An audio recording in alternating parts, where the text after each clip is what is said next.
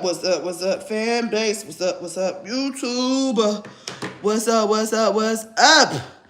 Is we back for another Friday evening hangout and chat. Baby, this week has been a doozy. If you have not been keeping up on the latest videos over here on Monica Love TV, and what's going on Fanbase? Let me tell you. Make sure y'all hit that button. And make sure you hit that subscribe button, hit that thumbs up button. And also, I need for you to click the first link and go ahead and download Fanbase. Because that's where all the fun is at. We are streaming live on Fanbase as we speak right now. And today's show is Friday evening hangout and chat. And what we do is shit and we chat and we hang out. Welcome. We will be going over this week's topics, fan base and different things like that. But if you have not been keeping up, man, this energy. If you knew, I'm the realest. I'm fan base ambassador. I'm the realest. Cleveland, Ohio. I'm the realest. I tell people what it is. I tell people what they want to hear, not what they need to know, and not what they want to hear. So if you got sensitive ears, I do it with love. But if you got sensitive ears and you feel like you're gonna be offended, or you feel like, you know what I'm saying, you're gonna get 20 fingers and tap and chat and tell me what to think on my page, I don't think so. I don't think so. Not over here, partner. Not over here. Okay. So make sure you click the link to invest. YouTube. Make sure. Fanbase. Y'all information is in the chat as well. Let's get into it. These last couple of months, it's been an entity. No, just come out and say it. People been messing with me, energetic to make me flip out and lose the position that God has for me. Right? And what I mean by that is these last couple of days, they want me to go psychotic, and they want me to act out. Right? So the other day, it was an energy that came across. And, it was weird. You know what I'm saying? Sunday, I got an inclination on Sunday that, this has to stop. And you know what's been going on? I got to speak up to people taking advantage of people. That's what the energy is. That is what the energy is, taking advantage of people. Do you hear me? This has to stop. This show is about chilling and hanging out. Fanbase, what do you love about Fanbase? And those are shows particularly about Fanbase. We just chill on this show. Okay? So, what's going on? Now,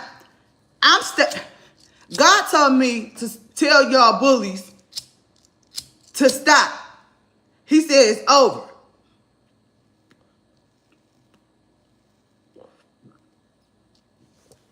That's what this week was about. God, the universe has had enough with you bullies. Bullying people, robbing people, telling people you love them, stealing their money. God is tired. So he told me to keep speaking on it and keep speaking out. I had someone today purposely walk past me like I wasn't into my home, like I wasn't even there to do what they wanted to do in my home. I done had someone Judas me. Oh, yeah, we gonna get into that.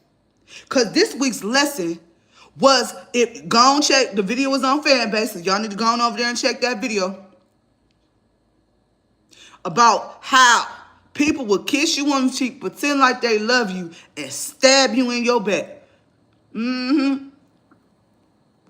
They come in the guise of they helping you, and they will stab you in the back.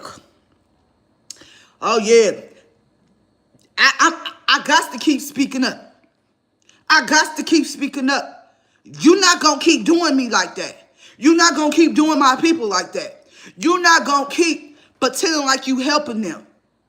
Pretending like you like, no. So all you scammers, the scamming on people, it stops.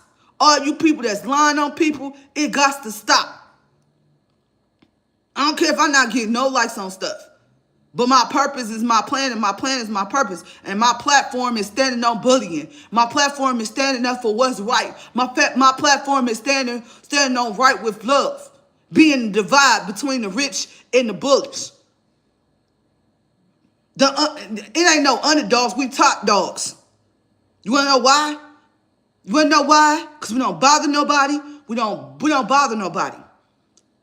I'm standing on business, and Sunday, I got that download from God. He said, get louder. He said, tell him, speak from your heart. Tell him what I said. And he says, it's stopping. So all this bullying, all this jumping in people's comments, busting people's car windows, stealing people's money, all that is stopping. Do you hear me? Stopping. Yeah, people gonna come in and out this video because I know that's what the energy does. People don't want to hear the truth. People don't want to hear the truth.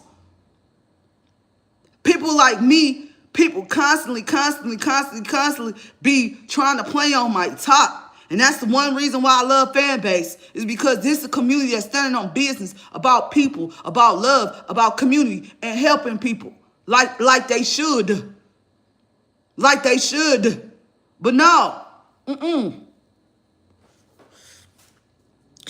See, people want to hear these fuzzy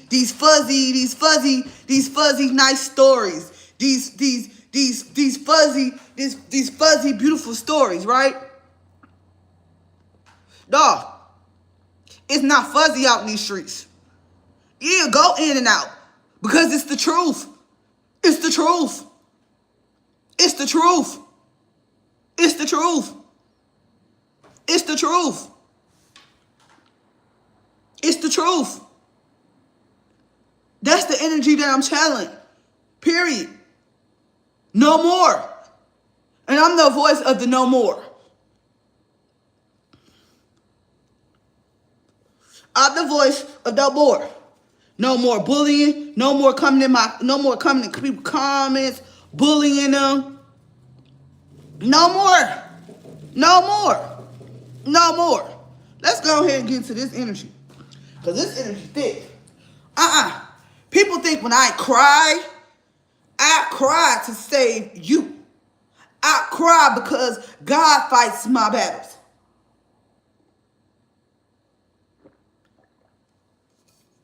Chosen ones, God's got you. Let's go ahead and get into this energy. Fanbase, if you want a live reading, those are the prices for the live reading.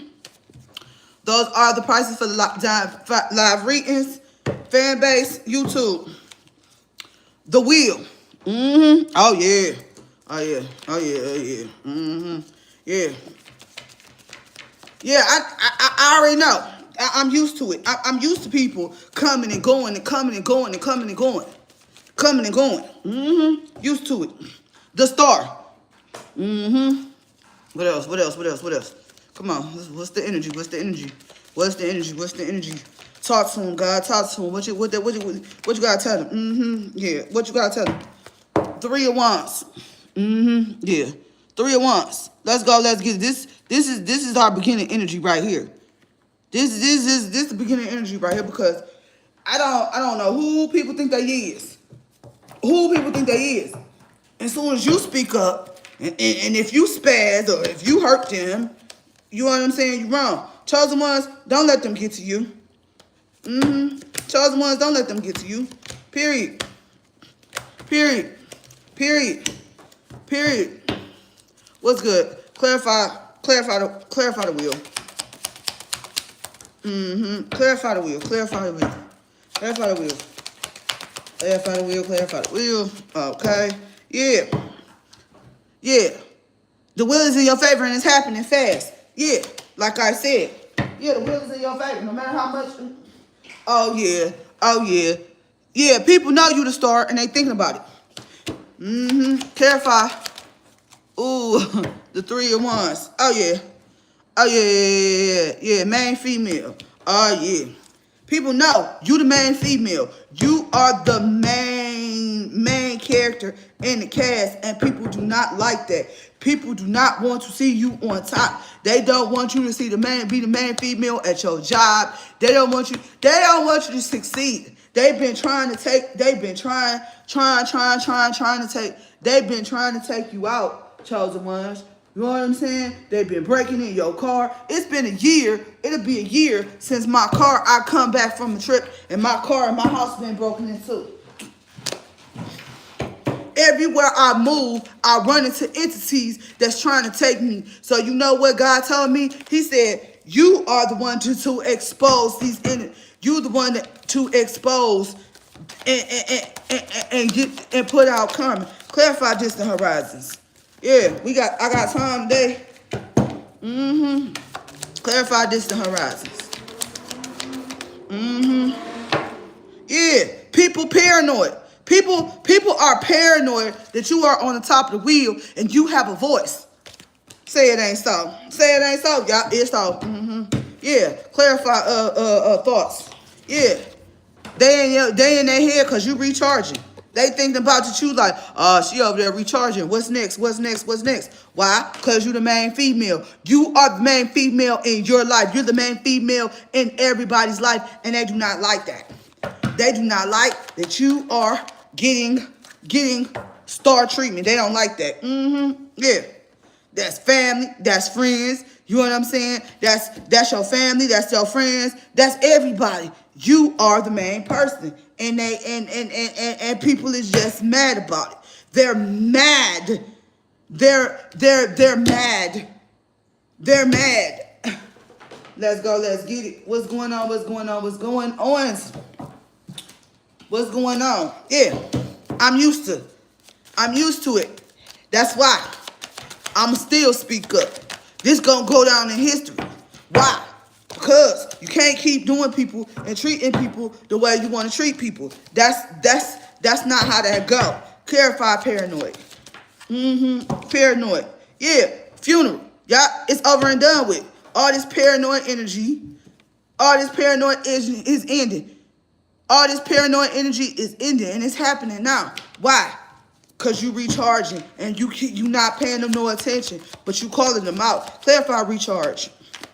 Yeah, you turning your back on you the star. You know what I'm saying? You are the star, and you turning your back.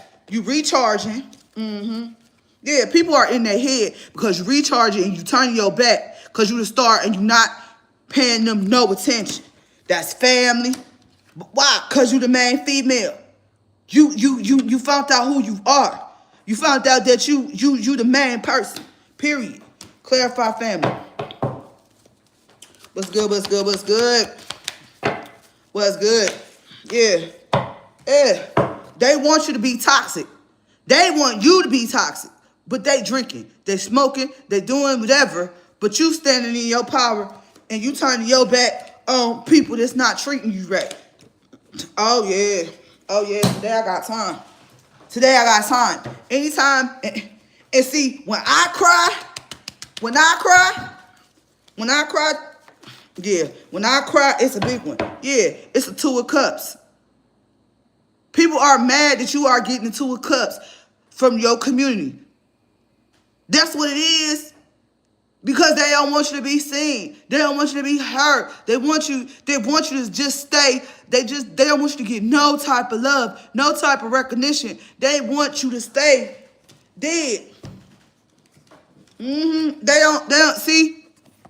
It's happening fast. This paranoid energy that people is in, it's a funeral to that. Because you the 2 of cups, you getting the 2 of cups. People love and they appreciate you. Yeah, you on top of the wheel. With positivity and love. Justice. I can't make this up. Justice. You are receiving justice and you turning your back and recharging, and it's got people in their head because you the star. Just period. That's just period. Clarify drinking. Toxic lifestyle. High priestess. You the high priestess.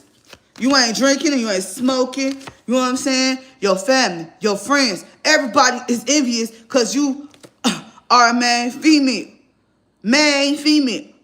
What does that mean? That's man, female. This man, female, like, I am important. I am valued. I am important. And it's got people saying it ain't so. Two of Cups and Justice say it ain't so. Yeah. They big man. This big man energy. Clarify Two of Cups. Yeah. Clarify Two of Cups. They want you. Thief. What did I say? There's a lot of thieving ass energies in your energies that's, you know what I'm saying, that's being a funeral. Dead. And they paranoid. They paranoid that they being exposed. And it's happening quick. Because you speaking up, you speaking out. And you receiving the Two of Cups. Clarify High Priestess. Yeah. A mature man is helping you, High Priestess. A mature man, which is considered your big brother, is helping you. And people big mad. Why? Clarify Justice. Yeah, it took a lot of toil and labor. Toil and labor to get away from. Took a lot of toil and labor to get away from this family, this drinking. You the main female, and that's just period. It took a lot of toil and labor. You getting your justice on period. High Priestess.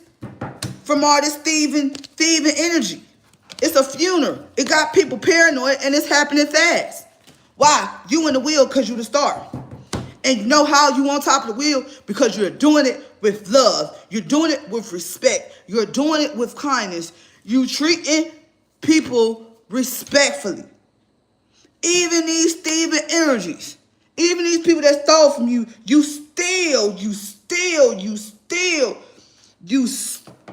treating them with respect. Why? Because God fights your battles for you. God fights your battles for you. Clarify thing. Yeah. You cutting ties with anything that's not serving you. You cutting ties with people that lie, people who's connive, who come in, and those who came in after when I started the earlier this week. Our lesson over on Fanbase was Judas.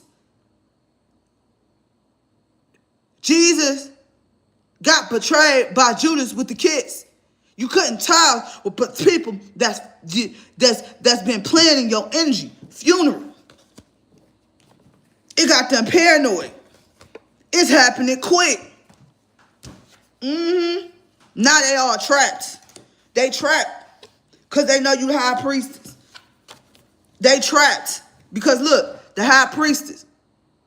A mature man is helping you out because you are the star. Star. You have value. You important. And it's got people trapped. You turning your back and recharge. And it's got people thinking like, oh my God, I shouldn't have portrayed her. Oh my God, I shouldn't have portrayed her. Clarify toil and labor.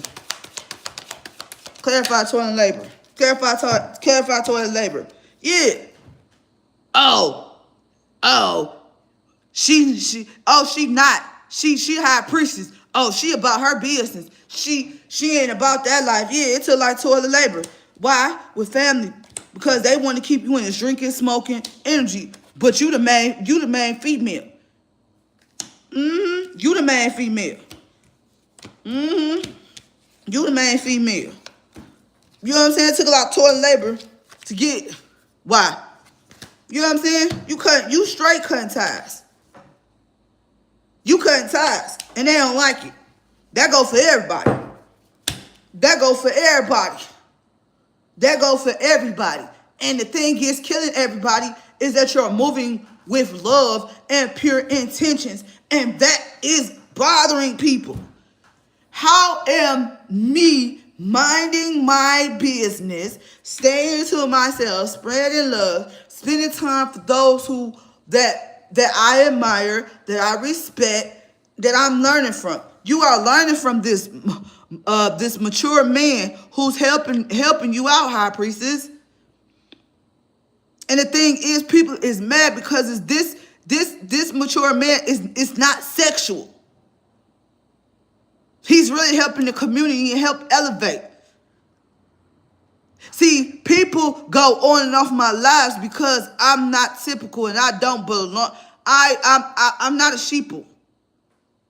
I help my community, but I move when God say. It be me and God. When me and God move, we move, baby. When me and God move, we move, baby. People don't like that. Who cares? Who cares? Cut ties. Let's go. Let's get it. Because you ain't going to keep doing. People showing your true colors.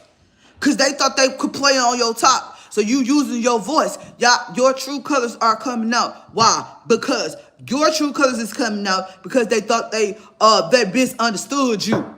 They thought that they could play on your top. Why? You cutting ties from all these thieving people. You know what I'm saying? You putting a funeral to, and it's got them paranoid, and it's happening quick. It's happening quick. You on the top of the wheel. Can't make it up. Can't make it up. Clarify track. Clarify track. Yeah. Yeah. Can't make it up. You the queen.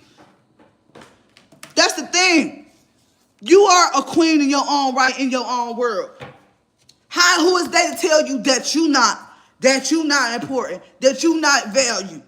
Everybody that come in this high priestess energy, always trying to play on her top. And so her true colors came out like, I am her. I am her. I am her. I am her. You gonna go through God to be messing with her. You going through God. God said to me, I'm the exposer. Why you think justice is coming out here? I'm the exposer. They don't like it. They don't like it. Oh, well. People talking about it's my way or the highway. Bye. Bye. Bye. Your way or the highway. Bye. Seen you. Seen you. It's my way or the highway. Cutting ties. Bye. Bye. You didn't already told these thieving energies bye. The exposer. Show Liz. Show Liz. Show Liz. Show Liz. I think it's time for me to start doing episodes just exposing. God was like, get louder. Get louder. Get louder. You have, chosen ones, you have rights. You have rights. You have rights. Quit letting these people mess with you. When you cry, war angels come out. They come out with a source and they say, okay, you want to play on top? All right. When she leave, she came as a blessing. He came as a blessing. But since you want to play and you want to thieve on this person's top and pretend like you helping them, that go for family, that go for friends, that go for ex-lovers, that go for baby daddies, that go for anybody that tries to step in your energy. You are the exposer. And the way you do it be so cold because they keep playing on your top like you not hurt. They keep playing on your top like you not hurt. Like, excuse me? I'm not hurt. Okay, yeah. You think I'm crying because I'm weak. I'm crying because, you know what I'm saying? I'm one of them ones. I don't think regular. I ain't going to tell you because God told me don't say that out loud, but to myself. But I'm one of them ones that think on a psychopath level. Snap. And it ain't no regular snap. Because when I snap, you deserve it. God is saying at this time, let these people have it. Because what's finna happen Everybody that did you wrong, everybody that did you wrong, they karma is here. I don't care whether it's your mama, your daddy, your job, your apartment, everybody getting cut. And when God do this, when I get ready to say this, y'all gonna be like, dang, how she know? Cause I know. I'm a seer. I've been chosen to tell the truth and nothing but the truth. That's what they don't want. They don't want me to, you know what I'm saying? That's why this last week they've been trying to close my throat chakra. They've been trying to get me to go to the psych ward and snap. God say turn that heat up. He said turn that volume up on him. He said turn that volume up on him. That what he said. That what it said. What it said? Turn that volume up on him. And you do it with love. He said, I got this.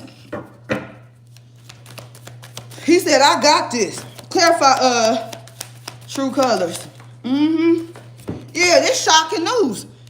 Oh yeah, this shocking news. This big shocking news. Cause you done showed your true colors. God said it's time to show who you are, chosen ones. And it's been revealed. That's why you on top of the wheel and you got the star and you got the queen and the high priestess out here. Stop playing with me. Stop playing with me. Stop playing with me. And it's making people mad because you ain't do it. You ain't do it by lying. You ain't do it by cheating. You ain't stab nobody in the back. You ain't do none of that. Welcome, welcome, welcome, welcome. Please make sure you follow. I am Miss Queen Mo. Welcome to my space and my face. Kay, welcome, welcome. Please make sure you follow. Join camp. Welcome. Please make sure you welcome.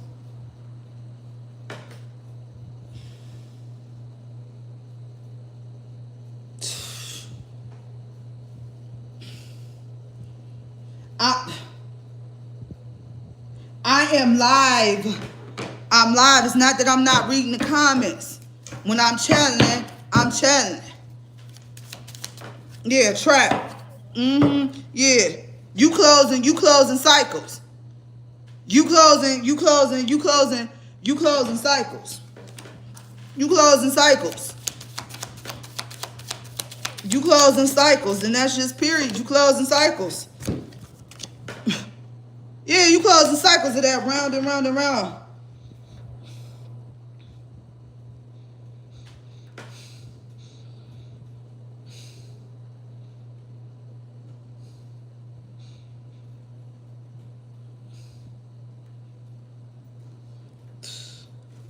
You closing cycles.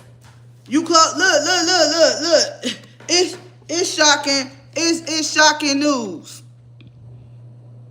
It's shocking news that you closing cycles with these round and round, my way or the highway, using and abusing energies. Oh, it got them big mad. Oh, you want me to shut up? You want me to shut up? It's time for me to get a little bit louder. Who is this?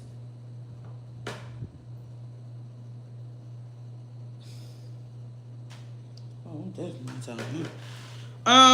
Yeah. So you closing cycles. You closing cycles. This shocking news. This big shocking news for them. Clarify shocking. Yeah. Because they wasn't giving and receiving. You know what I'm saying? You only around people that's giving and receiving to you properly. Thus, this mature man, which is your mentor, which is your big brother, which is your cousin, is helping. And it's giving and receiving the proper way. Showing you that you are valued, that you are important. And it got people big mad. It got people big mad. Clarify closing cycles. Yeah. You got the Ace of Swords like, I don't think so. Yeah, you closing cycles, you're like, I don't think so. It's shocking news that it's shocking news. It's shocking news that you giving and receiving. It's shocking news that you being kind. It's shocking news that you being treated, yeah, your true colors, your true colors of who you really are, and now people is mad. Now people is mad that you you are, you know, giving and you receiving. It's shocking news. It's shocking news. It's shocking news that you getting justice. This is justice from years of abuse, years of mistreatment, years of people stealing from you, years.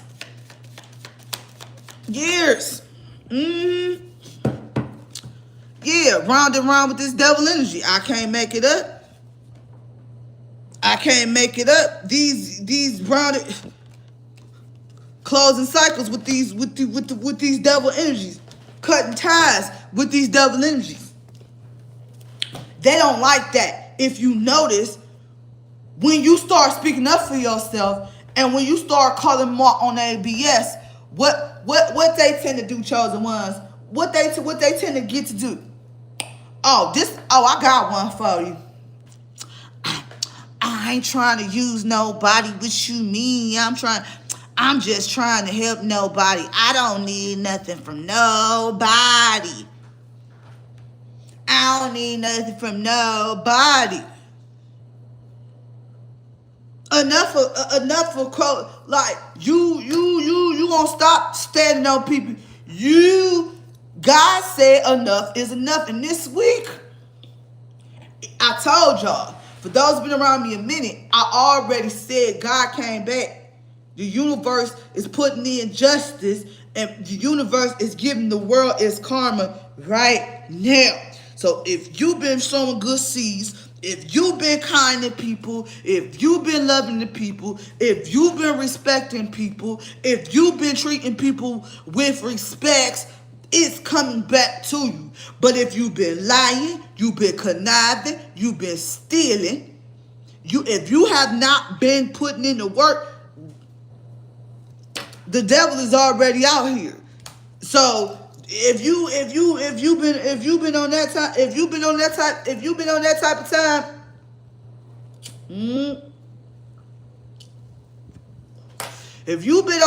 of time, if you've been in this devil energy,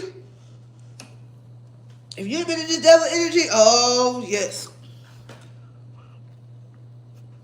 it's harvest season, and it's going to start September 1st, all the way to March 2026.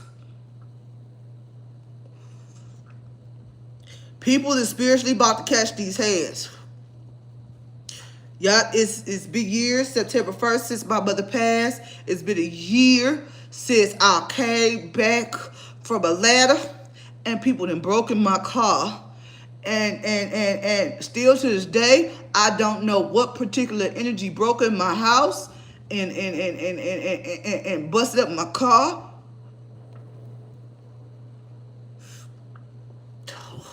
And I know the person has been watching me, so everybody catching them hands. I think I'm gonna start a new series. You know what I'm saying? Beat my brain thick. You know what I'm saying? I'm about to start exposing people. It's not exposing people. It's letting the world know about these type of people, these scamming landlords, these men that come in and pretend like they love you and drain you of your money and your essence, and then leave you, block you after they didn't use what they can get out of you. That's what they don't want me to tell. That's what they don't want me to tell. That's what they don't want me to say. They don't want me to speak up on that. Nope.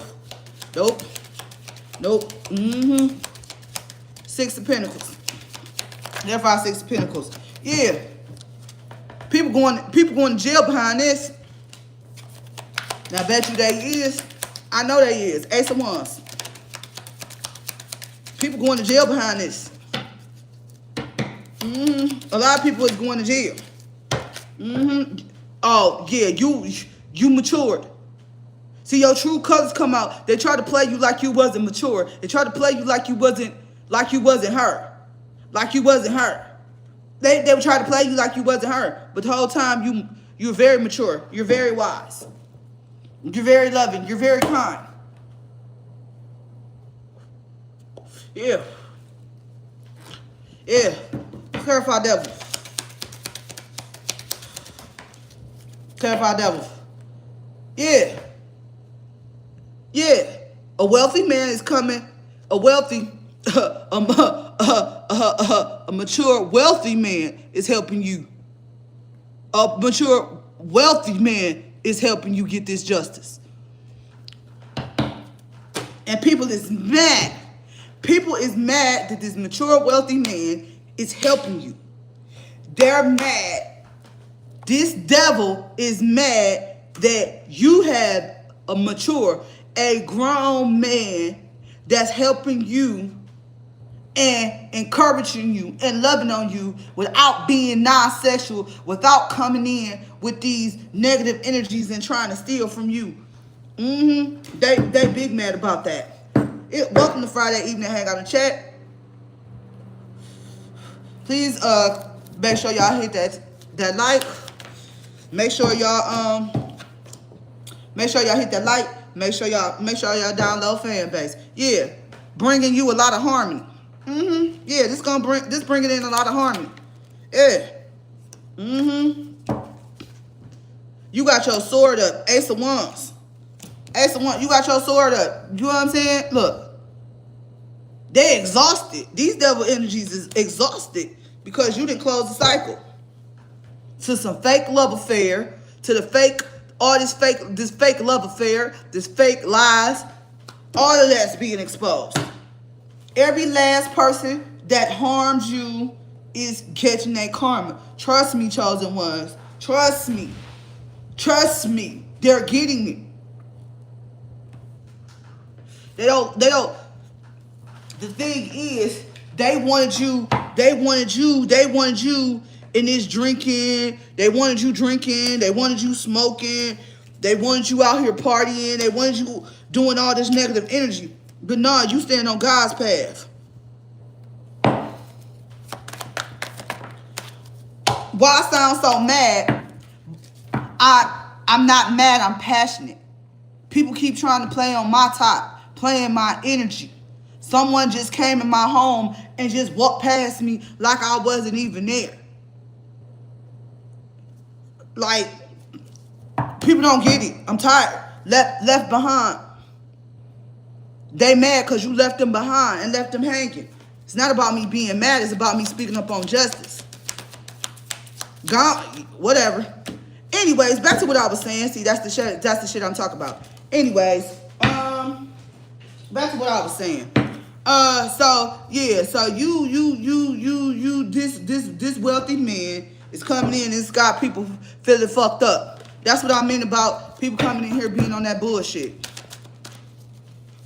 That's exactly what I mean. Clarify love affair. Yeah, that's exactly what I mean. Yeah, people trying to come in and sweet talk you, pretending like they like you and shit. Yeah, no. I ain't reading comments because that's that shit I be talking about. That weird ass shit.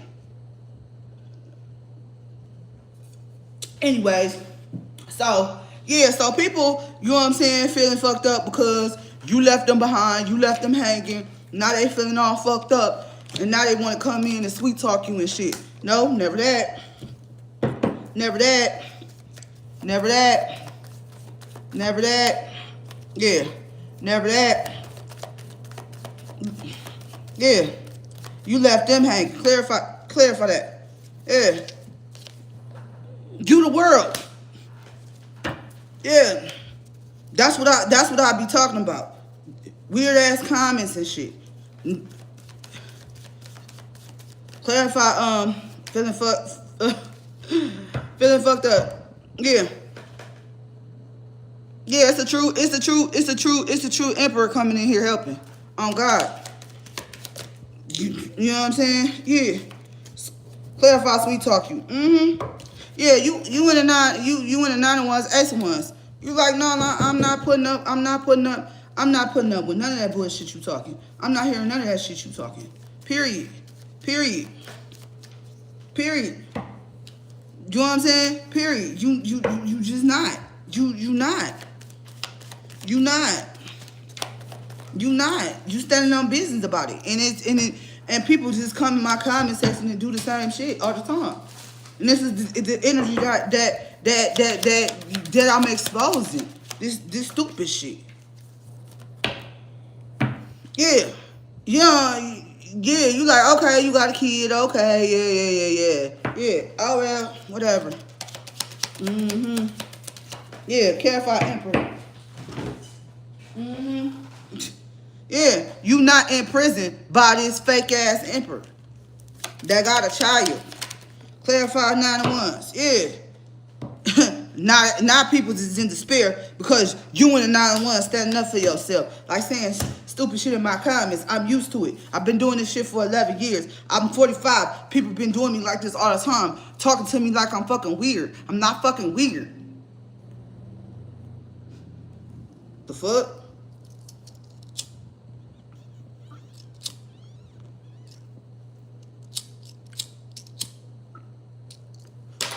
That's the shit. They want me to shut up. They want me to be quiet. They want me not to say anything. Clarify child in reverse. Clarify child in reverse. Clarify child in reverse. Yeah. Yeah. A lot of envious people. Clarify in prison in reverse. Yeah.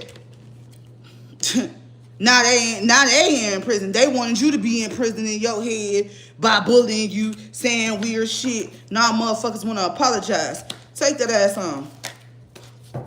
Clarify the spirit. Yeah. People want you to be in this lustful, low vibration energy because they find that you're not attractive. But you whole time, you hurt. You didn't show your true colors because you the world, you the queen, you the high priestess. You know what I'm saying? It's a wealthy man, a mature man that's helping you. You the fan base ambassador. You the community leader. Yeah. Yeah, they want you in this lustful ass energy. That's what they want. They want you in this lustful, low vibration ass energy. Take what people, you know what I'm saying? You don't deserve to be treated like a fucking human being. What I say? You heard. You heard on period. You heard on period. You heard on period. Shit.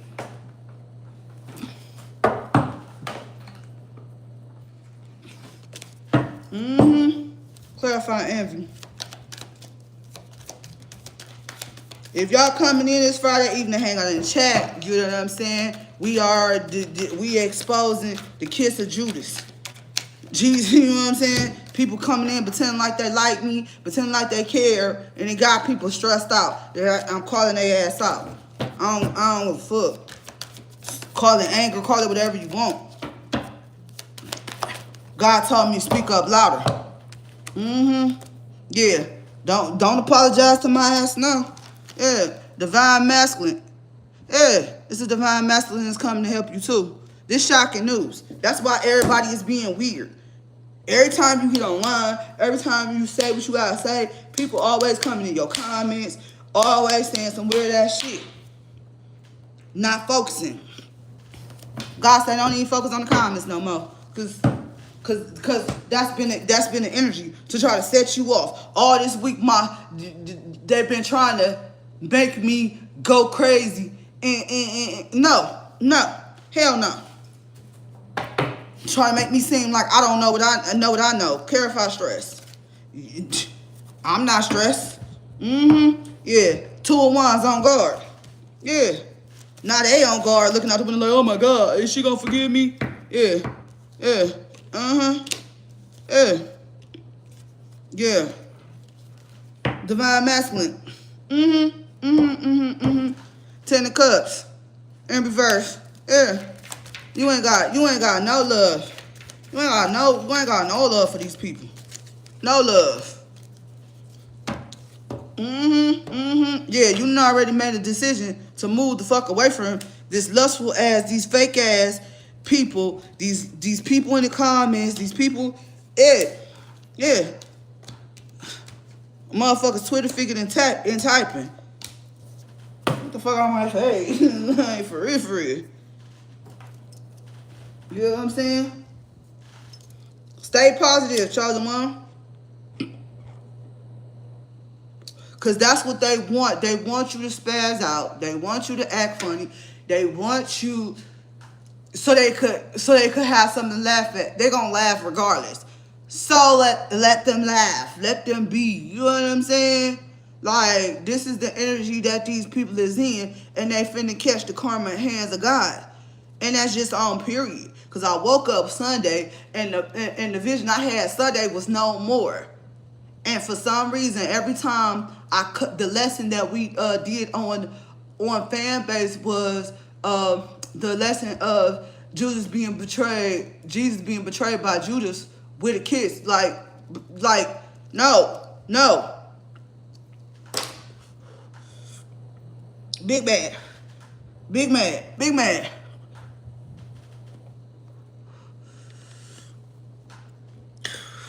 Big bad. Clarify Two of Swords. Two of Wands. Clarify Two of Wands.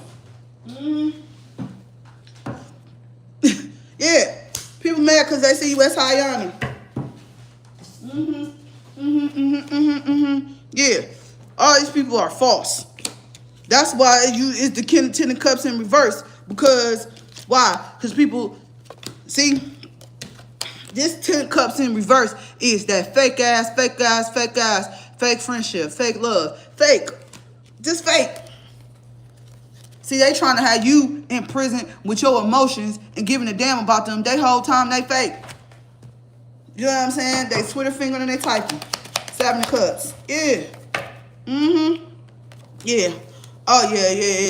They big man. That, you know what I'm saying? You receiving great fortune. You receiving great fortune because you honor yourself, respecting yourself, you stand to yourself, you're minding your business, you keeping your head up, you doing what's best for you. You loving yourself, and people do not like that. They do not like that. They're going to perceive you as crazy. I'm telling you, fuck them. Fuck them.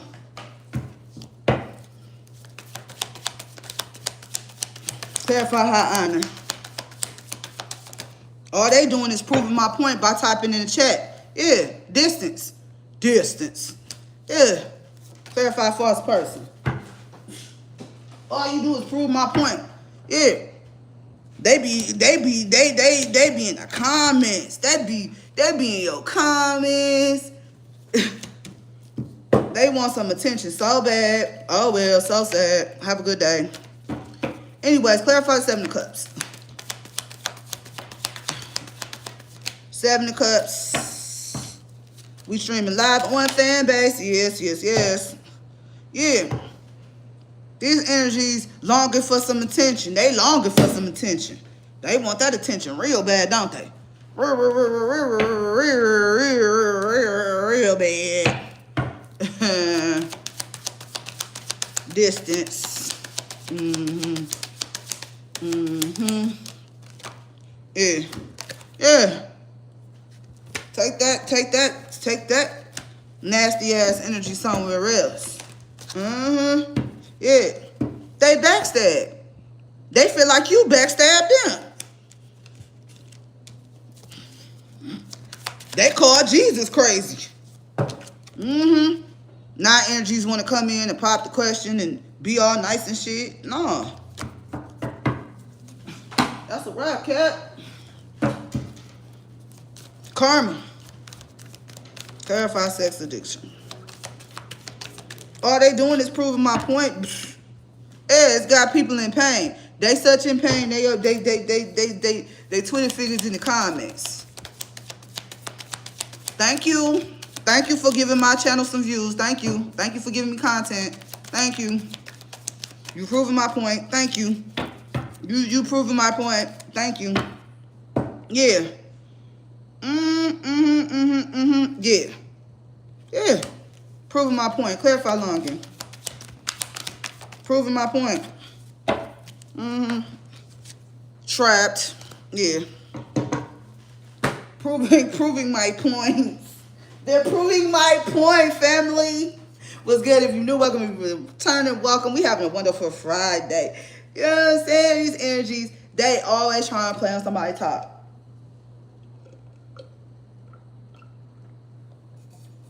Trying to play on somebody's top.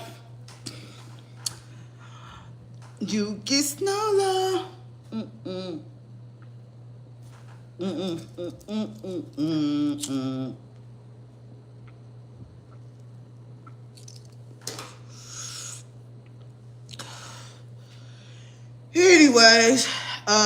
Anyways, let's get going ahead and get into these true intentions of these energies. What is these energies' true intentions?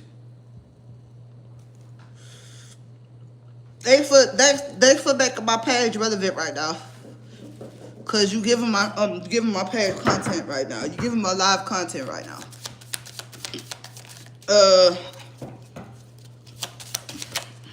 And I ain't erasing it. Laughing at your ass. Ha ha ha. Fuck. Yeah, they trying to sabotage you in reverse. Trying to sabotage. It's not working. It's not working. They want to make themselves so relevant. They trying to make themselves so relevant. Yes, sir.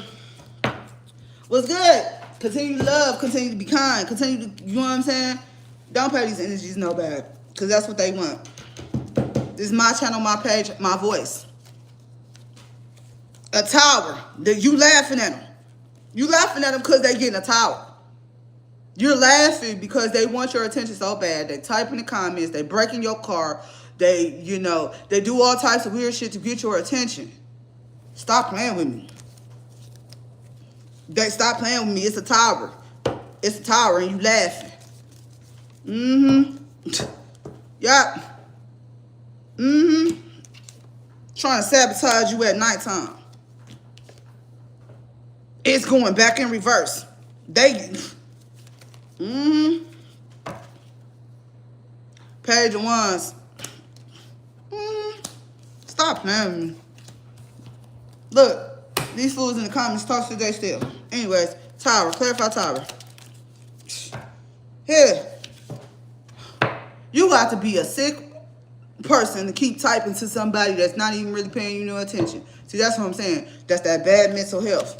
Talking about I got mental health issues. You the one still typing. Journey. Yeah. Yeah. You. I'm moving on. Moving on. Yeah. Your occupation is helping you with your blessing. Yeah, this wealthy man, this divine masculine, is helping you. Fanbase. Go ahead and download my Fanbase. That's it. That's all for real. Yeah, they big man. They said, thanks for giving my page content. Bad health. Yeah, they mentally tormented because they typing. That's what they do. That's what they do to me. They cyber bully me. They cyber attack me. Trying to, you know what I'm saying? Like, what's good? Yeah. Now they want to be clingy and shit.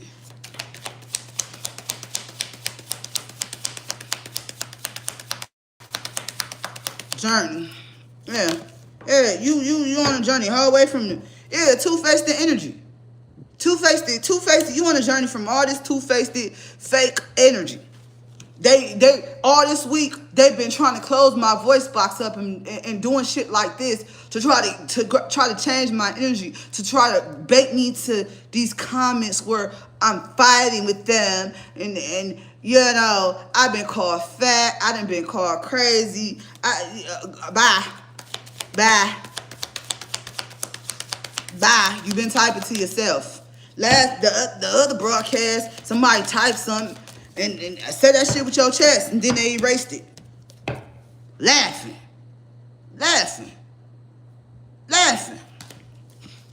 Yeah, laughing. Stay positive. You know what I'm saying? Continue to stay positive, because what they doing is not working. They're not closing my voice box. I've been doing this too long. I'm 45 years old. Motherfuckers been calling me crazy. You know what I'm saying? Surely is. If I'm crazy, get the fuck off my channel. If I'm so crazy. Anyways, let's go ahead and get the rest of this energy.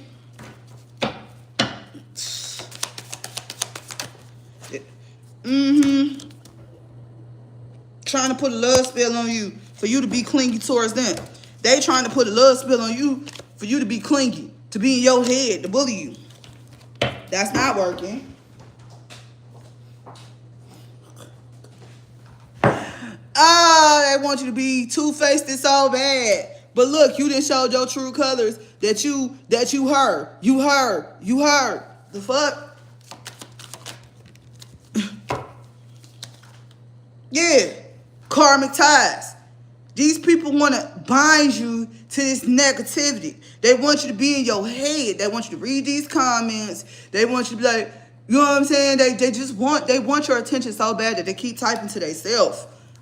This is funny. All right, y'all. Couple more energies, and we're gonna get in to the rest of the show and see what's been happening in the fan base news and fan base streets. After today's broadcast, we will be going over and having game night over on Fanbase. Yeah.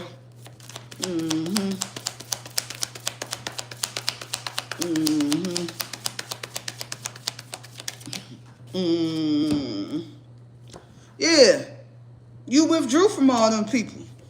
You withdrew. Yeah, clarify wish. Yeah. You calling these motherfuckers bluff. I be that. Yeah, boundaries. Bye. Yeah, they be mad. Be mad. You reaching up and getting your blessings. Continue to get your blessings. Continue to be positive. Continue to be loving.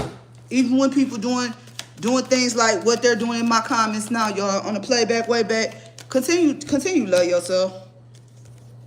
That's what they want. They want you in your head. They want you in your head by doing bullying shit like this. They want you in your head, but you're not. Clarify boundaries. Clarify boundaries. Yeah. Nine of Cups. Want to be all nice and shit. Nah. People want to be all nice and shit. Nope. They just mad because you calling out all the Judas's energy. You see what I'm saying? You see what I'm saying, chat? They talking about some get help, all types of weird shit. This is why I'm glad this is going on, right? Because this is proving my point, how I'm cyberbullied, how I'm being, you know what I'm saying, treated unfairly.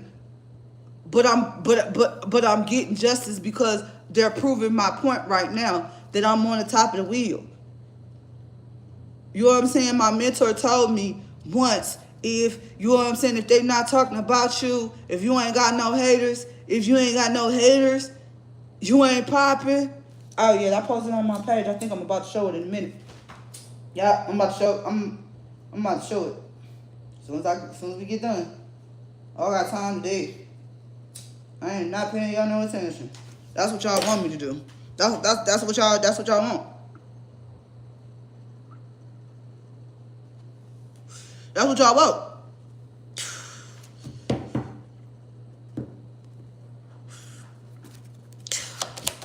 You know what I'm saying? Positive vibes, positive energy. Yeah, it's a lot of changes going on, and people mad. Whole communities is coming against you. Oh, don't erase it now. Oh, don't erase it now. Stand on your business. Stand on your square. Leave it. You talking about God's love? That ain't love. That's bullying. Whole communities. Whole community trying to come to you, but you getting unexpected income. Yeah, people want to come in with this fake love and all this other type of stuff. Don't erase it. And see, that's what I be talking about. Stand on your square. If you want to bully somebody, stand on your square. Leave it there so everybody else can read what type of person that you are. Leave it. What you erasing it for?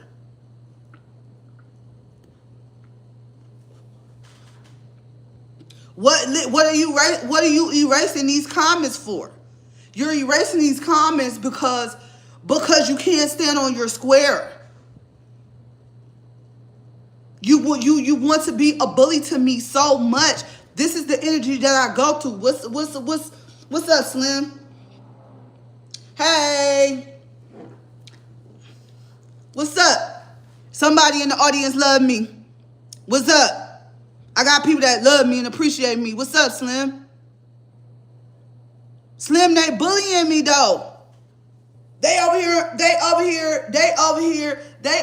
on YouTube bullying me. They on YouTube bullying me as usual. And then this person erasing their comment. They are erasing all their comments. What are you erasing it for? I'm loved. What's good? If you ain't got no haters, you ain't popping. If you ain't got no haters, you ain't popping.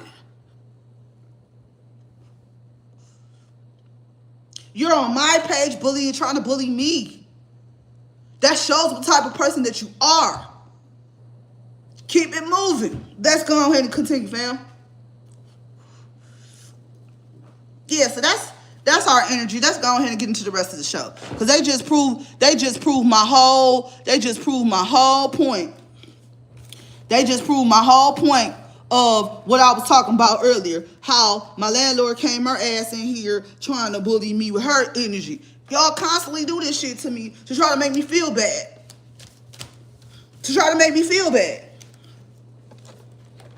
And you know what I'm saying? Now they want to erase all they profile say God love.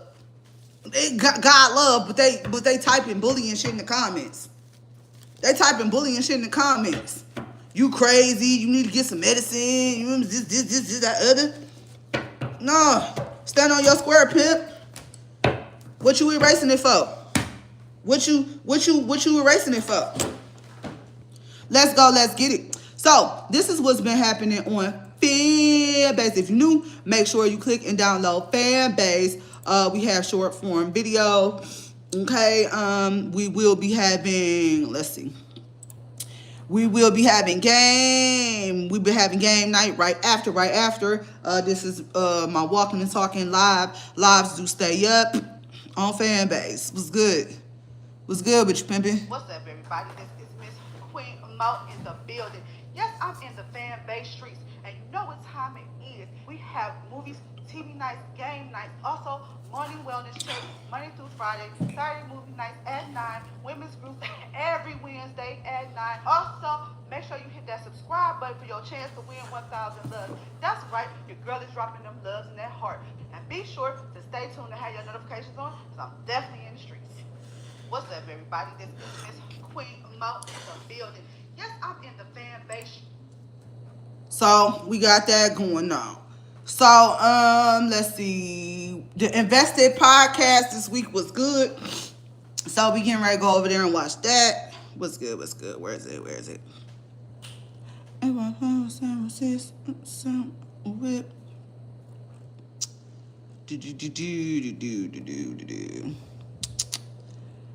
Brand new whips. Hey. I haven't had any failures. Because everything was a game. Lessons.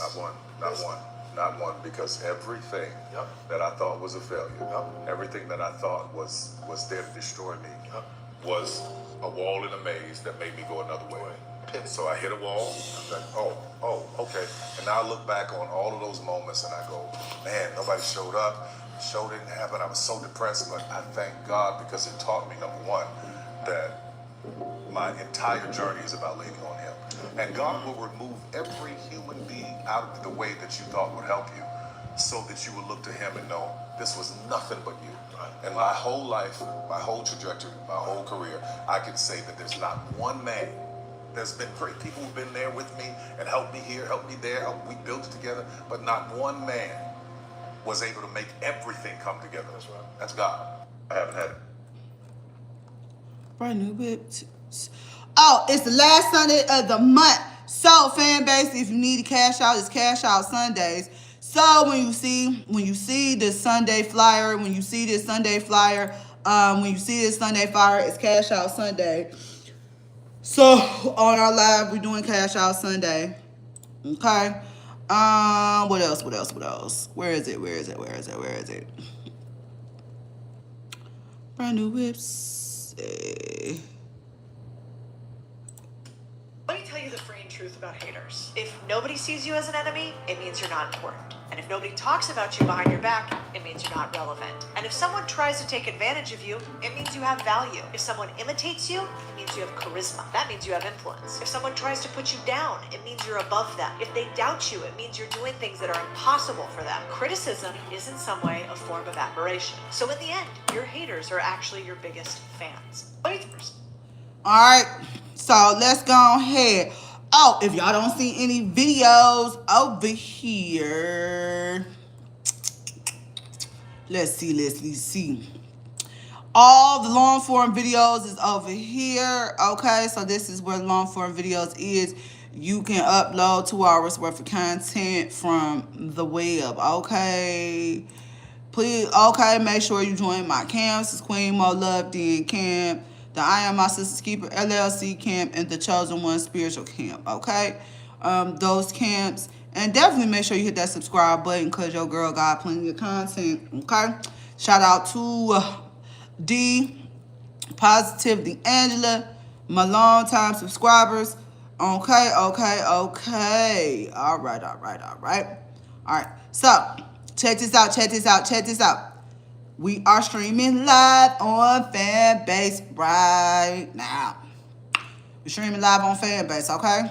So this is what it looks like. From the web. Mm-hmm. It looks like what it looks like from the web. Okay, we got that. And tomorrow, what do you love about Fanbase is live streamed over here on YouTube and on Fanbase. And so we are on the calendar. You see your girl is on the calendar. We got added to the calendar for Fanbase is Love. And then we have our morning wellness check Monday through Friday from 7:30 a.m. to 9 a.m. Okay, let's go. Let's get it. Okay, so these are the live rooms and conversation that is going on. Also, make sure you invest. Fanbase investor, Fanbase ambassador. What's good? What's up? You know what I'm saying? I'm keep it moving. You know what I'm saying? I'm telling you. Don't let people, you know what I'm saying, tell you that you're not important. Don't let people tell you that you're not valued. You know what I'm saying? This is part of the journey that people going to, you know what I'm saying? There's going to be people that's going to try to come against you and different things like that. So with Fanbase, we are taking our power back and different things like that. So make sure that you invest. The minimum to invest is $3.99. Once it gets to 17 million, the raise will be closed. So I think we need to make sure that we invest. And every person who laughed that there's a penny, those pennies save lives. Okay. So let's go. Let's get it. Okay. Yeah, that's what I'm talking about. Yeah. People be wanting. All right. So, okay. So the different rewards tiers. You're not shutting my voice and closing my voice off. Okay. So this is the different rewards tiers: 600, 1,000, 2,500, 5,000, $10,000. These are the different rewards tiers. Okay. And making sure y'all go click the link. Make sure y'all go click. Making sure y'all go click the link in my bio. Okay. We have the Fanbase Ambassador Program. If you are a business or an organization and you want to partner with Fanbase, make sure you definitely click the link in my bio. Make sure y'all definitely click the link in my bio. Yeah. So that's what it is. What it is. You know what I'm saying? That's what it is. Okay. So, and these are some of the Fanbase. These are Fanbase partners: Propel, Mac, Linktree, and Branch IO. Okay. What's cool? What's cool? Okay. This week was the Invest Fest.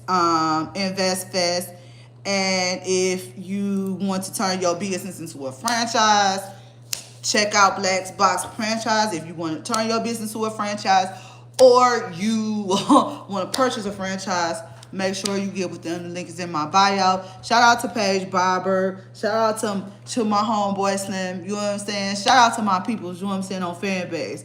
I love y'all. You know what I'm saying? I love y'all. Y'all rock. You know what I'm saying? Shout out to Isaac. Shout out to all the crew.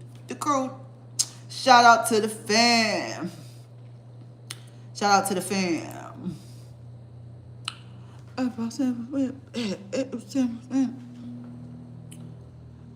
Let's see. Supposed to do something real quick.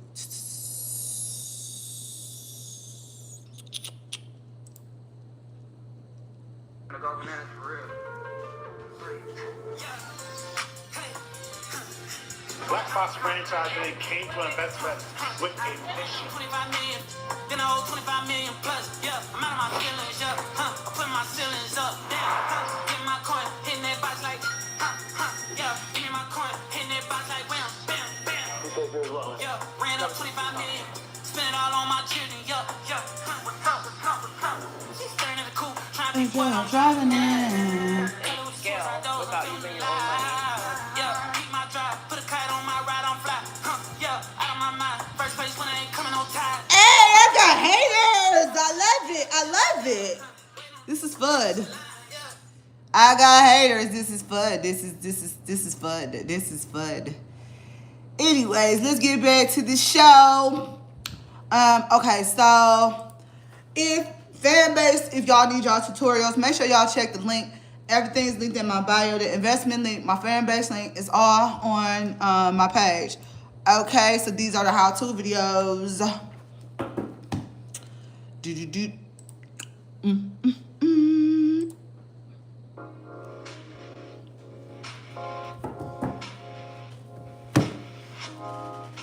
For people who value content, community, and commerce, Fanbase is the next generation social creator hub that allows any user to earn money from day one. Unlike other apps, Fanbase is the only place you can truly be you, without limits. You might ask, how is Fanbase allowing you to be you, without limits? Let's take a look. The platform provides a unique set of content creation tools through 6 different features you can monetize. What's even better, you can start monetizing from the second you sign up. And guess what? It's completely free to use. Be you without limits.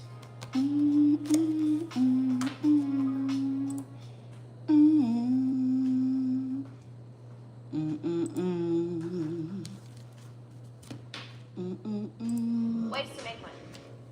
We'll eventually go into the 6 different features that allow you to make money. But let's go into how you can make money in Fanbase and how you get paid. Let's start by stating that at Fanbase, you can create 2 types of content, public and exclusive. Public content is available to everyone for free, while exclusive content is available only for those that are subscribed to you or unlock the single piece of content through love. Don't worry, we'll explain these 2 shortly. With this in mind, at Fanbase, you can make money in two ways, through subscriptions and love. While you might be familiar with subscriptions, Fanbase is the one place where content lovers can subscribe directly to their favorite content creators through a few taps or clicks. Creators are able to set their subscription price from $2.99 to $99.99, allowing anybody to subscribe and access exclusive content through any of the Fanbase features. Full flexibility in what you believe your content is worth. Love is Fanbase's digital currency.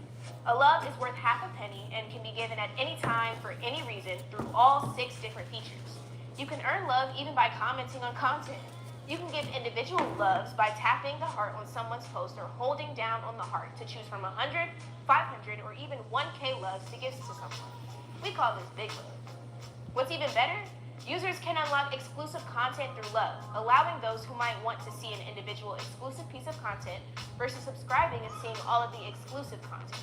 This is just another reason how Fanbase gives the freedom of choice to both the content creator and the content lover. Be you without limits.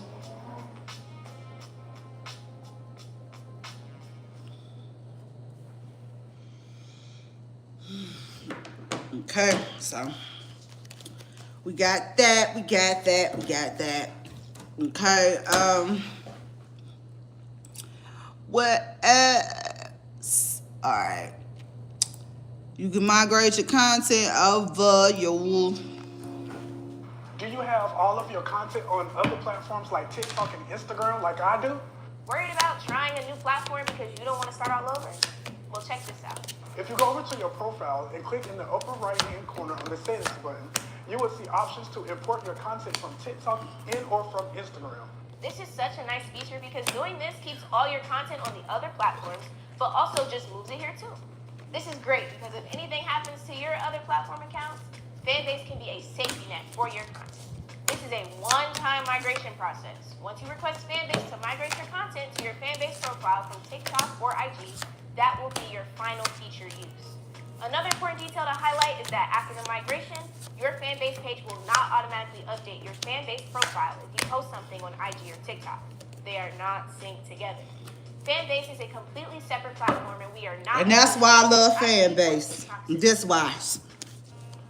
Be you without limits. Cause I don't got this. That's my platform. I ain't got to be bullied over there. You know what I'm saying? That goes to show that, you know what I'm saying, I'm doing something right, because and that's why I invested in Fanbase. That's why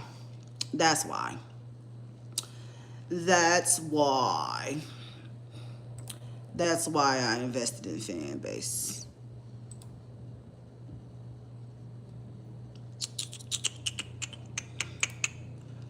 Do do do do do do do. Ooh.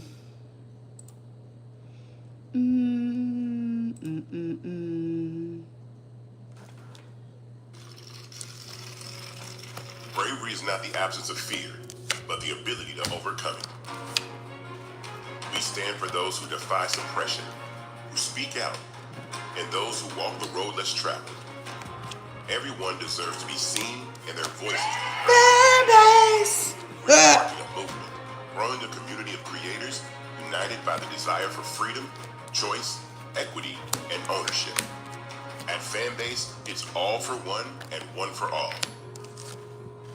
We support each other to guide, promote, and uplift you in a place where you can unapologetically be yourself. A place where your voice, ideas, and creativity are not just welcome, but celebrated. Yep. We are Black founded, minority funded, and supported by a diverse, inclusive, powerful community that believes in the strength of authenticity and individual choice. Regardless of success or background, we welcome you. The marginalized, the underappreciated, the successful, the superstar. We're for all who seek a space to express themselves freely, where they are rewarded for being their authentic, true self. We transcend labels because only we have the right to define ourselves. We are built for the brave, the culture, the creators, and for the future where everyone has a power to shape their own destiny, where all are empowered, voices are amplified, and freedom is embraced. For the first time, you have a chance to own the platform you helped make popular. It's a revolution, a movement in how we connect, create, and share. Everyone is a creator, and everyone has a fan base. Here, you can be you without limits. Yes, you can. That's why I love fan base. I love fan base. Yes, I do. Yes, I do. Yes, I do. What's going on? Let's see. TikTok is going to be banned January 19th, 2025, and users are going crazy. But no worries, Isaac Hayes III has created a platform that is mind-blowing, okay? It's called Fanbase, and it's super simple, super easy. It's allowing consumers to not only consume content, but actually be able to get paid for creating content. See, in the past, your Facebook, your TikTok, your Snapchat, all those things, we put in a lot of work to build these platforms up, and we weren't able to really see the output when it came to the income. So what Isaac Hayes III has done, he's now created a platform where we can get paid for our fan base. They're calling it the TikTok killer. I'm excited. I created my fan base account, and the first thing that I noticed was that I was able to import all of my information from Instagram or TikTok. So all you do is put a code in your bio, the two applications talk to each other, and it imports over 2,000 videos from your previous platform. So you don't have to worry about starting from scratch. That was my biggest fear was, hey, I'm gonna have to go to this platform, I'm gonna have to start from scratch. That is something I just did not want to do. But enough of me talking about it, let's go ahead and jump into the platform. The website is going to be www.fanbase.app. And right here on the front page it says, be you without limits, right? Fanbase is a free next generation social media app that allows any user to earn money from day one, okay? So I know a lot of people, you have to go out first, build it, and then you can start earning. Here you can start earning on day one. It's available on the Apple Store or the Google Play Store. Either way is fine. You're able to monetize your content on Fanbase, right? So you're able to do that long form or short form. You can do audio. Remember Clubhouse, we were doing audio conversations? You can do that same thing here. Create exclusive content and earn money. So you can create your subscriptions, you can create that fan base, you can go ahead and build that community the way you want to. Okay, get paid for any content, right? So it doesn't matter if it's short or long, or if it's subscription based, you're gonna get paid for everything. And you can earn and view your earnings in real time. No waiting, no big delays, you can see it in real time, okay? Boost your subscriptions. Subscriptions have become one of the bigger things going into like 2022, 2023, where people are now creating subscription-based content, offering exclusives in your close friends or things like that. I know YouTube even has a subscription thing now. So understand that subscriptions are now a thing, and if you're not doing it and you want to grow online, I suggest that you get into the subscription-based platform, something like this, right? So what is love? It's not just a feeling, right? Love on Fanbase has a real-world value of half a penny. Users can use love as a way to express their appreciation for content creators and their remarkable work. So what this looks like is you can buy packs. You can buy a pack of hearts, and let's say you go to your favorite content creator and you want to put some hearts down. You can put 10 hearts, 20 hearts, 30 hearts that you have pre-purchased to be able to show love, all right? Create without limits, right? You can do this however, whatever that looks like. Isaac Hayes has really capitalized on allowing creators to create, okay? Interact in real time. You can go live. Fanbase puts you in the heart of action. Your creativity comes to life. So you can go live. It allows you to go live. You can see everything that's happening in real time. You're able to see the hearts. You're able to see people sharing with you or buying things from you. You can go exclusive, public, or private, or you can host what's like called a campfire. So maybe something smaller. Okay? It's perfect at home for creators. Okay? What this means is this is a creator's playground. This is exactly what you've been thinking about, wanting, the stuff that we said before. They are doing it right now with Fanbase, guys. So you can see right here, it's a great app. I love it. I would say go check it out right now. Go ahead and do it for free. You have nothing to lose. And like I told you guys before, what's up, everybody? We're coming to you from the Fanbase office here in Atlanta, Georgia, and I am here with... What's up? It's your girl, Drew Sedora. It's your girl, Erica Ma. Claudia Drew here. Hey, y'all, Eddie Lanza. And I'm Noah Washington, your host for today. Miss Annie, the first question is for you. So, this film starts off with you leaving a wedding, right? It then turns into a survival thriller along the way, right? What was it like going from moment to moment in the film? I say it's kind of two films in one. You know, we've got The Runaway Bride, so we kind of have the drama, comedy in the first half of this film, and then we really get into the roller coaster ride of sci-fi, aliens, invasion, and survival mode. It was a blast shooting. One, I get to work with my best friend. Now I have sisters for life, too. A lot of us, I mean, I just met these beautiful women on set for the first time. I've heard about you guys, I've been fans. Claudia and I go way back, but to have that sisterhood and that camaraderie on set, like, it's authentic. It was a blast. We really were on a girls' trip. I love it. I'm going to speak a little bit more to that, right? At the heart of this story is a survival thriller. How do you think audiences will connect with these characters who go through this danger that they didn't expect? Oh yeah, I feel like you'll connect with your person. I mean, everyone in this film is so unique, so different, but then we share this commonality, right? We love our best friend, we're here for our girl, so there is the sisterhood element, but I think anyone watching it will just relate to one of us, if not all. But every character was very colorful, very layered, so you had the comic relief moments while you're freaking out. You know, it's just a combination of every emotion you're gonna feel. So this film takes the tonal shift, right, going into the action. What was your guys' first reaction when reading the script? Oh, I was in the mirror like, yeah, like, I just was already picturing myself and the other cast prior to just in that element. I know for me personally, from doing the Stepmother films with Chris Stoke, who's the writer and director of this film, that was one of my favorite things, was doing my stunts and just kind of diving that deep when I get into character. And just reading the script instantly, I just knew every single person that would be a part of this would have to really get deep in to their element of acting and bring out their layers and just really give it their all. And I knew with that being an automatic approach to it, with everyone coming into it, that this would be exactly what it ended up being. And I'm so excited for like the world to really see this, because we definitely worked so hard on this. I want to go in, Miss Annie, and this question is for you, Miss Claudia. Describing it as a girls' trip, right? How do you guys balance the humor with the drama and the action of it all? Well, like Annie said, it's two movies in one. It does definitely start off on a different tone, right? And I think that's what's good about this movie. It didn't feel lazy. Like sometimes you read a script, you're like, oh, predictable, lazy. You can see this coming a mile away.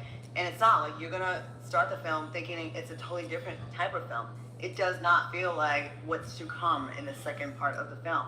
You're gonna just be invested in the story of why Annie ran away from her wedding, and you know, the friendships, the little inside jokes. You're gonna catch a lot of little slick comments that we make, because that's what real friendship circles do, because you have history and you have inside jokes that only you guys know, and you'll see that.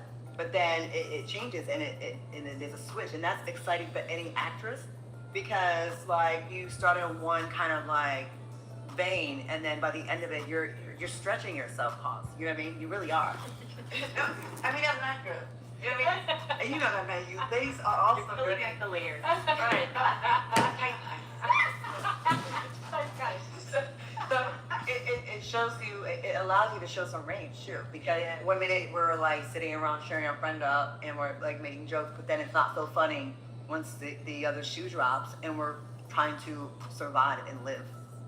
Oh, I love that. I have to ask, was there any performances that you all looked to when crafting your characters? Look to, I can answer that because she, naturally it was Annie, because she just kind of obviously was the lead in the movie, but her experience and, you know, just everything she's able to experience as an actress, she brought in her skills, and she was very open with us at the same time, so we were able to naturally, like as she was in her element, we were able to learn from her, which was really dope. It's not often you get to work with a leading actress that kind of lets you kind of have the floor just as much as they do, so that this way organically you guys can feed off of each other and really take it there when it comes to delivering the scene. And I feel like I had probably one of my best stuff being able to work with her. She's very generous as a star, as an actress. A lot of times people worry about themselves and they like, hey, I got my line together, and they may be critical, but she's going to give you real advice about, like, getting a compliment from Annie. It meant so much to me. Like, when she's like, no, it came on very real, because I was like, and she's like that, as well as keeping production on point. I'm going to say, I know production Casey, right now. She's like, no, why is this scene here? Let's do this. Carry the one. No, we're going to do that for lunch. And why would she do that? And she was, but it wasn't in an annoying way. It was for the betterment of the movie. Yeah. To make sure everything was like in a timely manner, things making sense. And it actually, And her remembering details, she was so good at that. Remember, she would like details, you know, the smallest little thing that's off in a movie, she will ruin the whole thing, especially for real movie goers, like people who really sit there and invest in movies. She was on it with like every little detail. And might I add, while also simultaneously filming one of the top TV shows in shooting SWAT at the same time. Better doing.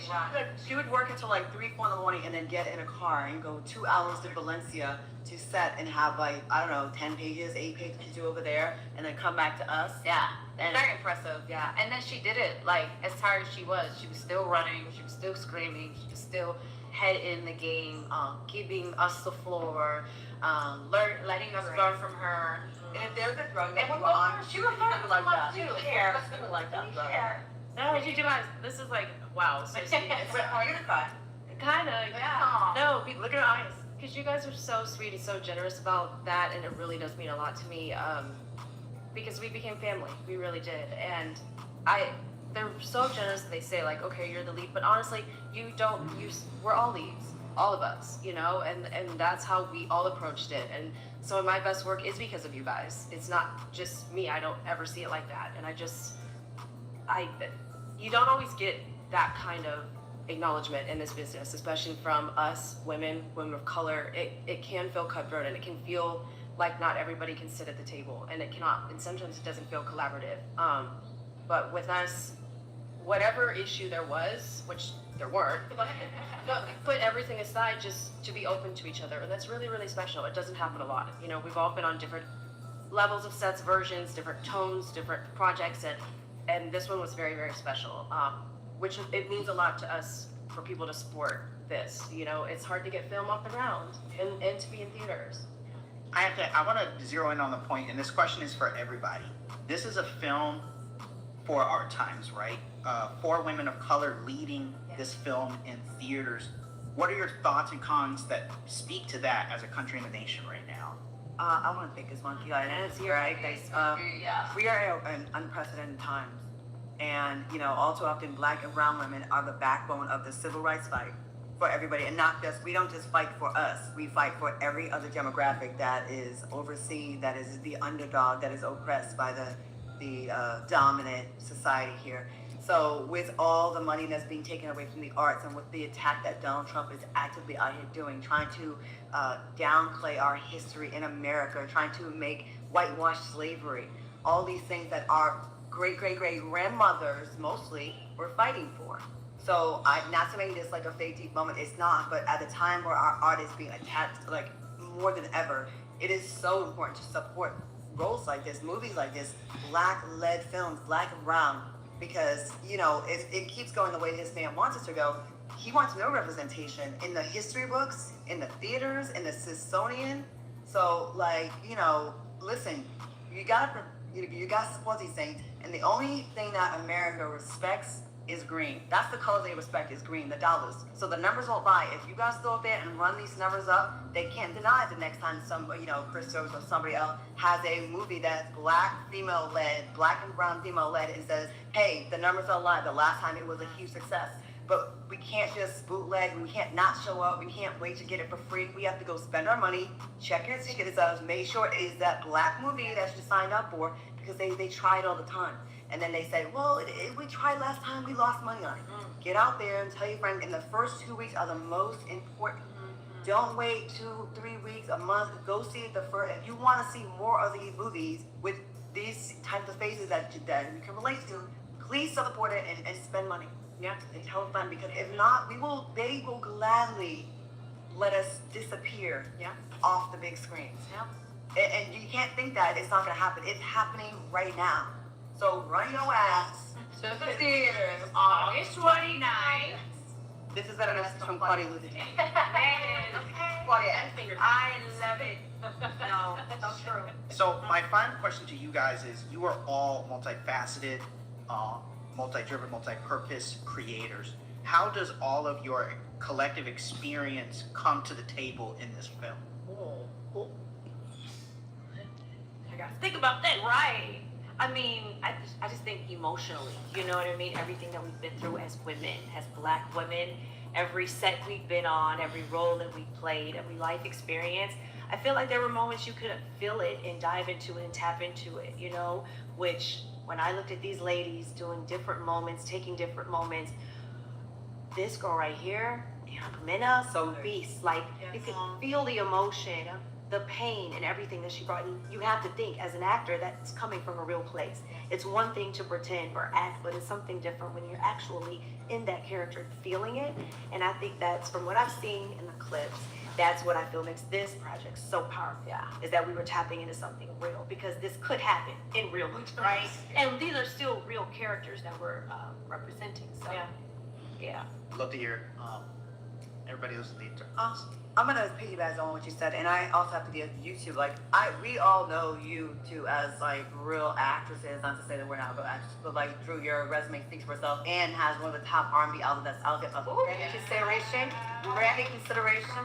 Annie, I mean, all the TV shows, movies, Chicago Fire, SWAT, Charlie's Angels, all the movies that you have. Like, you guys are great actresses that are established, and like, we look at you, we more came from reality and hosting, and then see Erica Mena. When I tell you this woman is bring outside, she is like, when I tell you, you know, whatever you thought of her before this, some reality or drama, vlogs, screw all that. This woman is talented, and that stuff had to happen for you to know who she is, but you gotta respect her in a totally different way. You're going to actually respect her and love the work. She is so, like, every scene, she's so authentic. Like, you feel the fear. I was watching her like, this girl is freaking good. Yes. Like, you really are, Erica. And I know you get dropped a lot. And I kind of sick and tired of it, because like, the people in the comments act like they've never made a mistake. We've all made mistakes. And actually, everyone in the comments has made a mistake. But for some reason, when you're blessed to have beauty and opportunities, people think you don't deserve grace. And I'm sorry. No. I mean, but I think we all deserve grace. And if anyone can, like, you know, take anything from this, like, yeah, go see the movie, but also give people grace. Like, everyone's dealing with stuff. People are dealing with divorces and abusive relationships and childhood trauma and daddy issues, and trying to do the thing. They call that a vibe nowadays. Sometimes we make a misstep. Sometimes we make a misstep. Does it have to? We have to wear that for the rest of our life. Can we change? We change the shirt from the Scarlet Letter to the S for superstar, or for the A for actress. And you know, Erica, I think this is gonna be so good for you. Like, you're so good in it. You were supposed to be an actress. You're not supposed to be a reality star. I've always believed that. No, you're like, I need you to see this. Like, y'all, she's so good in this movie. Everyone's really good. And so we, you, Claudia. Yeah, I know, right? Yeah. Talk about Claudia.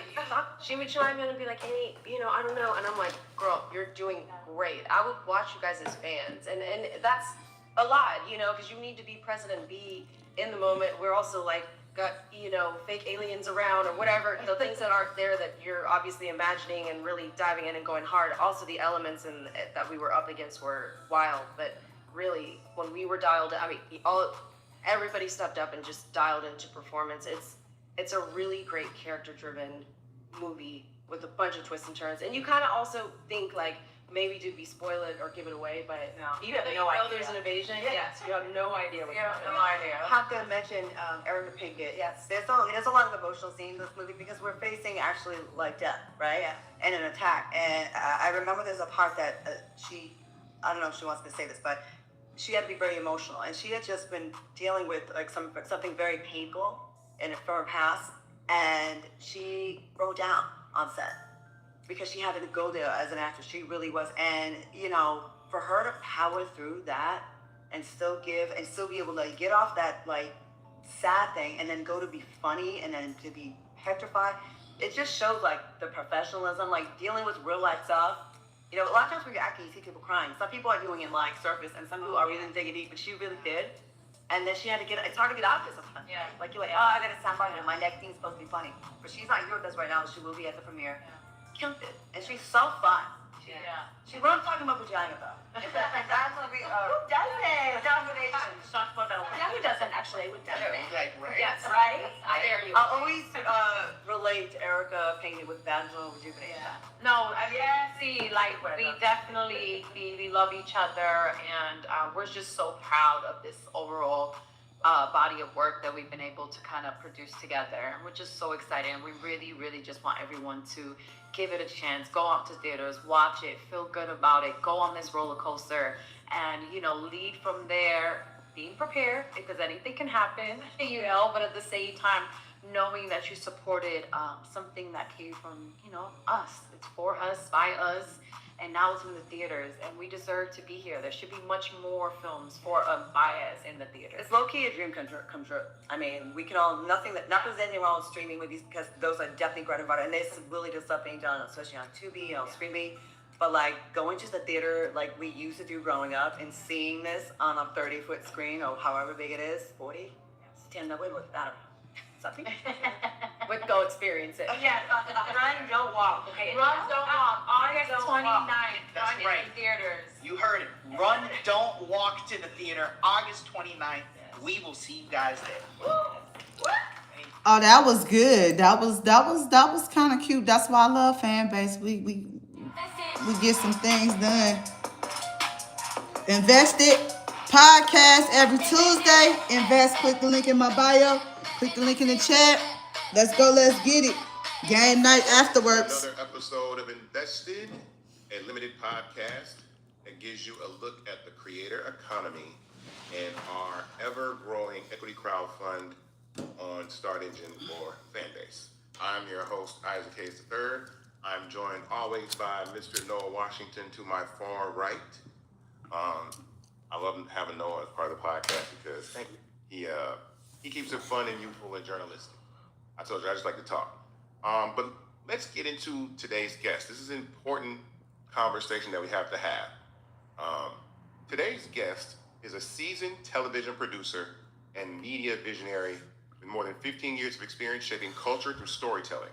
She launched her career casting iconic shows like America's Next Top Model and went on to serve as the promotions producer for beloved series including Girlfriends and Everybody Hates Chris. She later expanded her creative reach into music and documentary filmmaking by founding Camera Girl Media, her boutique production company. Through Camera Girl, she has directed music videos and documentaries for such artists as Jay-Z and Gucci Mane, blending cinematic visuals with bold cultural commentary. Her career later advanced into producing breaking news and political content for top networks including CBS, ABC, MSNBC, HLN, and CNN. As a news producer, she's contributed to some of the most impactful and widely viewed broadcasts in the country. Today, we welcome Tamisha Harris to Invested. Ooh, this is when the soundtrack clap comes in. Yeah. Oh, like a good soundtrack. Welcome. Thank you. Welcome to the show. How are you? I'm doing well. I'm doing fantastic here with you, gentlemen. Yeah. I'm doing well. I'm doing great. This was the timing of today's conversation is very, very perfect.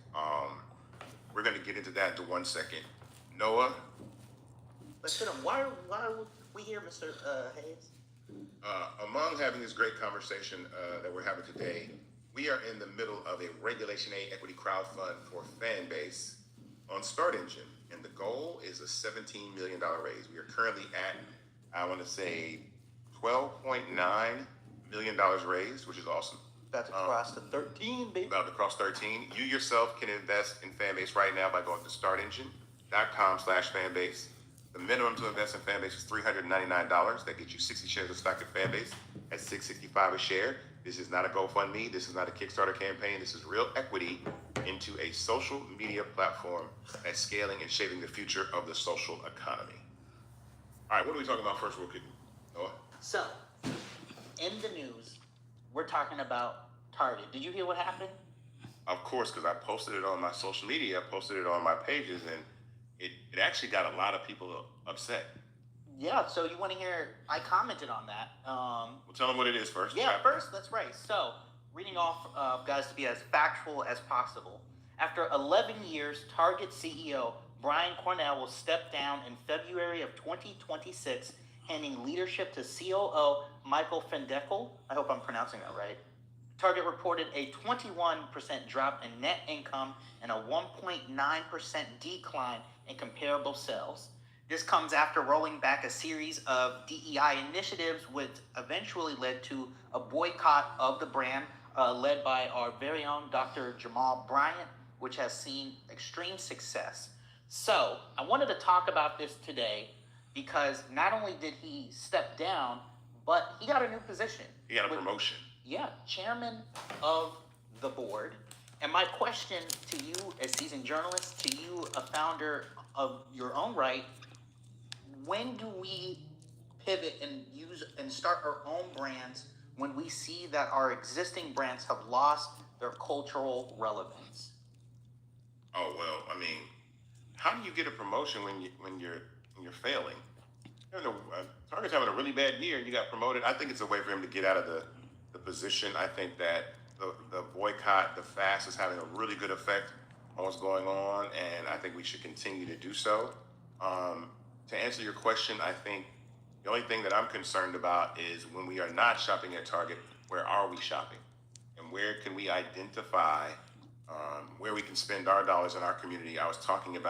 We talked about Ulta Beauty not too long ago. We did. We talked about Sally Beauty Supply or Sephora and how big the hair care industry is and how much black women contribute to the industry, but we don't have a Ulta Beauty or a Sally Beauty Supply. So if we had someplace that was founded like Target, where we could go direct our dollars and buy products, even those black-owned products that are in Target, have a place for it to be. That's kind of where I'm wondering, when are we going to do that? Ma'am, how about you? So, it's a really good question. We have our own companies, we have our own brands. The issue is we are putting our brands in stores that don't belong to us. And when you're speaking to your point on these beauty salons, at beauty supply stores, we are the #1 target demographic. And so what you're finding with the beauty supply owners, the ones who are black, they're having a hard time getting supplies from China and wherever else the supplies come from. The prices, the cost that they're having to pay is unsustainable. My sister owned a beauty supply store that she had to close. My friend Melvina out in College Park, she owns Holly hair beauty supply store, and she is also struggling. The costs for us to buy what we need are astronomical. It's insane. But the reason why is because we don't own what we use, and we have to own what we use. That goes for everything. That's media. That's social media. That is our electronics. That's everything. Our food, our farmers. We have to go support our farmers. We have to support us. We have to create our ecosystem and support and continue to pour into our own ecosystem. That's the only way that everybody is going to be able to thrive. This is really important. I'm gonna tell you why. So Tamisha hit me this week and said, "Isaac, I'm coming to see you." Right? And so you hit me up, it's like, I want to meet. And I thought we were going to meet about something else that we've been talking about. But the conversation quickly became about one subject and one subject only. And I want you to tell everybody out here what you had to tell me. So I'm going to say this. I'm a producer, which means I'm behind the camera. You never see me. Most people who are watching this have never seen me. They don't know who I am. Although a lot of the stories that you see on television from all of the news networks, because as you said in the opening, I've produced all of the shows that you watch. And the reason why I called you is because we are in a crisis where we need our own Black media, specifically social media, because what's happening is we are being deprioritized, we are being shadow banned, all of these things are happening when we need to get real messages out to us right now. If you watch the news that I produce, you'll see that the administration is suing networks for speaking the truth. This is not just on a network level. This is coming to your front door. And from the behind the scenes, I'm looking at it and I'm like, oh, we're in danger. If we need to get information out, we can't be censored, because even though these networks are being censored in a lot of ways, we can't afford to be censored. If we need to get information out to our people, then it needs to get out urgently. And so that's why I called you. I said, Isaac, we had the conversation. Fanbase is an emergency, because when we start getting this, and when things start happening and we have to get the information out, the news out, we can't afford to be shadow banned. We can't afford misinformation and disinformation. We have to know exactly what to do and what to do it. And I'm not being an alarmist at all. If I were, you would have seen me before now. I'm saying there are things coming down the pipeline, and this needs to be our Underground Railroad, is what I'm saying. Got it. I'm saying we can't play. So you work at, well, can I say where you work at now? Okay. Well, don't worry about it. No, but I work for a huge network. She works for a major news network, yeah. And so. And I'm sure you can. You can Google. Yeah. But the importance of that is that you have the perspective. You are on the front lines of what's happening every single day. Every single day. You've seen anchors get pulled off the air. Absolutely. I've seen, my show was canceled. Yeah. At MSNBC. Okay, yeah. Mehdi Hassan show. It was canceled. When you're not aligned, when your voice is not, even if you're saying the right thing, even if you are speaking from your perspective, and you're telling the stories from your perspective, if it's not aligned with what the instructions are, then you're getting pulled off the air. Well, I'm glad you said that, because the reason that I built the app. But not to say that that's what happened with Mehdi. I'm just saying in general that there are rules, there is guidance. There is guidance in place. And so we have to, if the guidance is in place, then we have to make sure that guidance is also going to benefit us. The guidance is also going to help our communities. That's important.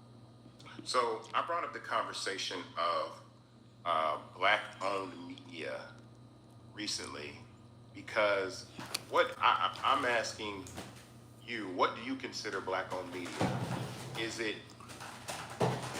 being someone Black that is allowed to report the news on networks that are not owned by us, or is it the ability to say what you want, when you want, how often you want, whatever way you want? So, the second one. Okay. But then also, we just have to be clear, and I think the number is something like 2% of newsrooms are Black owned. That can't be the case, because what happens is the stories are being told through a white editorial lens. And so that's going to subject us to stereotypes. Whether the producers mean to or not, whether the anchors mean to or not, it's just innate. That's just what's going to happen.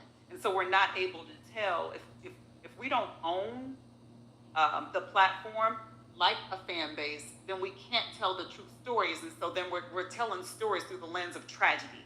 We're telling stories through the lens of trauma. That's not the only thing that we're made up of. We're made up of joy. We're made up of happiness. You know, we have stories that are very true to us, and we don't have to walk around feeling as though, downtrodden. No, that's not how we live. Our boys, for instance, I'm going to say this: when we get emails coming through, when I get emails, I have to make sure this is coming from, when I worked in local news, you would get emails about, whether it's a robbery or if it's a rape or if it's this or if it's that. We decide which one goes on air. You can have a white man that committed a robbery. You can have a black man that committed a robbery.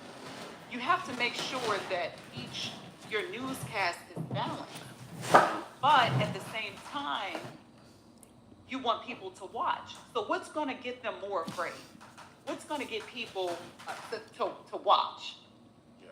A white man that committed a robbery or a black man? What's going to get people? What's going on? A black. We have a problem with crime in D.C. Problem with crime in D.C. We're not going to show the white man who committed the crime. We're going to show the black man who committed the crime because that's what we're used to seeing. Even as a black producer, I'm going to put on, you have to be cognizant and you have to go in there. So that's one thing. You have to go in there. You have to fight for your stories. I'm a black woman and I work with the majority of, all throughout my career, I've worked with the majority of white men. I still have to go in there as a producer, and this is for the new journalists coming into the media. You still have to go in there and you have to fight for our stories, no matter how you sound. No matter if you sound like the black person in the room, be the black person in the room because you have to tell our stories. That's your job. Also, it's going to help the network look smart, look diverse. You're looking out for the network. Keep that in mind. Your executive producer, the executive producer should be asking the black person in the room, should be asking the Hispanic person in the room, does this script offend, is it offensive to the community? Mm-hmm. Is it telling the full story? Tell us from your lens how this looks. And then your job is to speak up. Yeah. And so that's why it's important for us to have our own platforms. That's why it's important for us to have a fan base. That's why it's important for us to have our own Netflix, our own Peacock, our own Paramount, whatever it is. I wanna ask a follow-up question to that. I have been lucky enough to ever only work in black newsrooms, be it the NMPA, Black Press USA, the Atlanta Voice, and work for black companies, Fanbase for Isaac. I've worked for Isaac since 2019, right? So I've never had to look down the barrel of that gun. But my question is, do we still consider it, if it's black owned, does it have to be exclusively black owned to tell our stories, or can it be just aligned with our narrative and our interests? I think that right now we are at a point in time where we cannot compromise our eyes, we cannot compromise our body. And what I mean by that is we are the currency, right? If anyone wants to do business with us, they need to come to us. That doesn't mean that we will do business with everybody, but it needs to be on our terms. So yes, it needs to be black owned. It needs to be majority black owned. Let me jump in here with that because I have some friends of mine that are in media. I'm not going to name their names. I'm really good friends with them. And they hit me today and said, I said that there's no such thing really as black media. And they're like, that's not true. And I was like, well, if you work for a major, media conglomerate, you can't say what you want to say, how often you want to say it, when you want to say it, how you want to say it. The only person that I know that in media right now that is doing that is Roland Martin. Roland is the only person that can say what he wants, when he wants, how often he wants, and how he wants. And now we have Joy Reid that's doing that. And now we have Don Lemon that is doing that. All these black anchors have been forced out of media platforms. And so my point in saying that is, I understand that there's black media, but the power of media in itself to grow and scale businesses is something that's extremely important, because I hearken back to what I said earlier was when Trump won the election and everybody started going to Blue Sky, all the white media outlets started reporting about Blue Sky and all the black ones did too. And my point was, if you can't stop and talk about black-owned social media at a time like that, yes, then you're not black media. Right. If you can't say, I don't care, I don't care from the Shade Room to iHeart, if you can't stop and say, I want to put out a story about Fanbase And you can't, because in that brief period of time, 71 stories were written about Blue Sky. In that 60-day period, they got over 24 million users. It raised their valuation to $700 million. And now they were able to raise money to build better by simply just downloading the platform. And we don't own any platforms. And so I understand that people have built their careers in media through conglomerates that are not Black owned. But the crisis that I think we're facing is, do not be surprised in the next few years if they start pulling down your Instagram page, right? Sure. Pulling down your Instagram page if your business model is built on the Instagram page, you might want to make a fan base page too, just in case. But not only that, Isaac, and that's such a good point, digital redlining exists. And so what happens is what I said before, when we are just us, Black. Make sure y'all click that link, download Fanbase, invest in Fanbase. It's in the chat. That goes for YouTube, Fanbase as well, YouTube. The call is for all of Chat. us to download Fanbase. Download Fanbase now, and then start. We get it. We know you love TikTok. We know you love Instagram and IG. I love IG. Yeah. We are in a crisis right now. We can't afford it. We cannot afford to play on platforms that are not prioritizing us. We can't afford to do it. I think that's I appreciate that, because that conversation right there leads to the importance of the power of Black culture, because Black culture moves the needle regardless. And we've done this with platforms like Clubhouse. I had somebody talk about, I saw somebody posted today, somebody should study the rise and fall of Clubhouse. Where I was like, well, Clubhouse really ain't falling yet, because Black people still over there. We're still over there. And we're over there to the point that when we first got over there, we got them to 1 million users in about 4 months. They were able to raise $100 million at $1 billion valuation. They never monetized the platform. They never prioritized the Black community over there. And it's 2025, and the creators over there still don't have monetization or any opportunity to scale and grow over there. And we're still over there. And I think that we look at social media as a toy. And I agree with that. Social media was fun. When MySpace came out, I was on MySpace. I had my top 8. We was having fun. When Twitter came out, we was posting tweets. And then Facebook, and then Instagram. But in the last 15 years or so, or 20 years or so, media has shifted more towards digital distribution. It's not linear television anymore. And I'm pretty sure you know about that. I don't even know. Do you have any stats about that? Do you know any information about that? Well, I mean, in terms of the ratings, everybody is suffering. Yeah. When you see these networks that are downsizing, it's because the ratings are on social media. Right. The ratings are on the YouTubes, and so that's why it's so important right now. That's why Fanbase is critical right now. They're trying to be linear media is trying to emulate social media. That's not going to happen. Right. So the power is what you said. The power is in social media. Social media is the '1 media. Social media is media. Right. Nobody is going. If you tell me, okay, well, this show is the news program comes on at 9 p.m. So I'm going to go sit in front of my television at 9 p.m. I'm not doing it, and neither are you, and neither are you.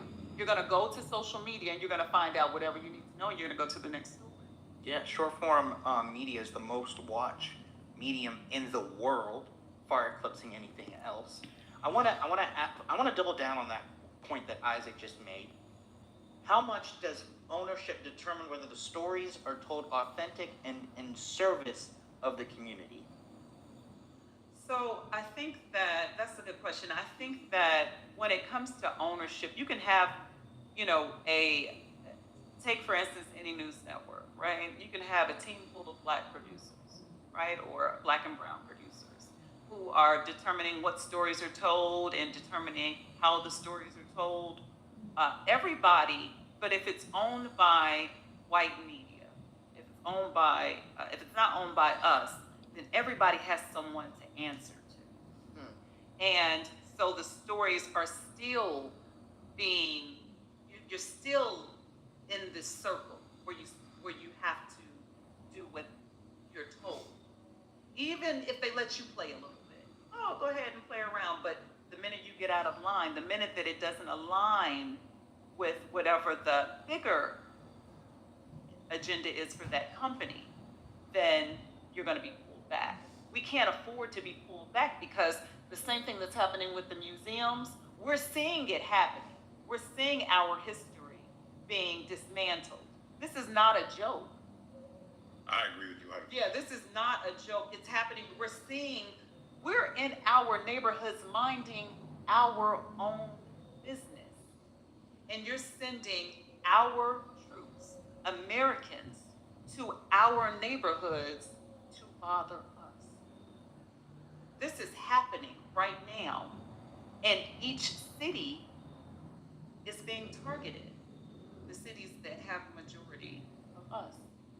Let me add to that too. And how are these stories being told and how are these stories being captured? They're not being captured by mainstream media.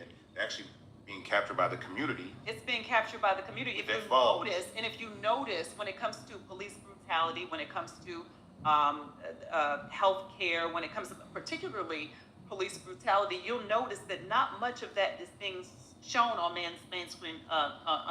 mainstream media anymore. Yeah. Whereas before in 2020, that's all we saw was police brutality.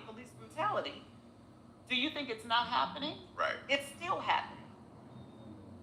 We're moving past it. I'm watching us. I watch us. I'm looking, hey, we got to put this on. It's not a priority for the network right now. What, this man just got punched in the face? Like, we have to really fight like never before for police brutality stories now. We're not seeing it as much anymore. So let me ask a question. If we don't own the media, does that mean that we are renting space in someone else's narrative? I believe that we are renting space.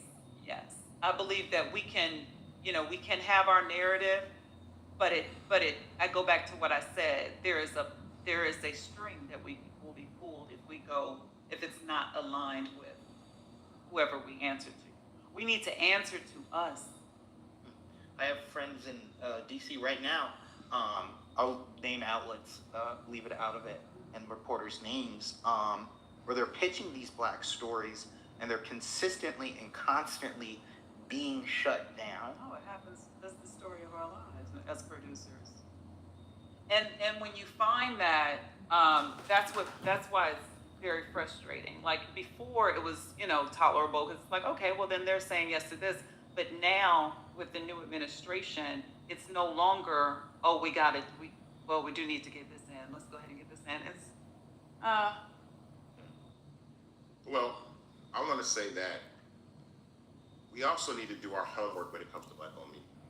Because sometimes we see brands and think that they might be owned by us. So I get it, because sometimes people work for brands. No shade to anybody that works at BET, but BET is owned by Paramount, right? We saw a story today, and this is something that I have to talk about that is crazy important. And this is what I mean by media is important, right? So Vibe magazine. So Quincy Jones was a co-founder of Vibe magazine. So I saw a social media post of Vibe magazine today, and the post was about 50 Cent's, this guy made a song about 50 Cent's baby mom, and he's disrespecting her, how she used to date Diddy or whatever. And I'm like, do you understand that? That's Vibe magazine. That was a music culture magazine. And right now, in 2025, every recording artist in hip hop and R&B that wrote a song in 1990 can terminate the publishing on their copyright and get that back.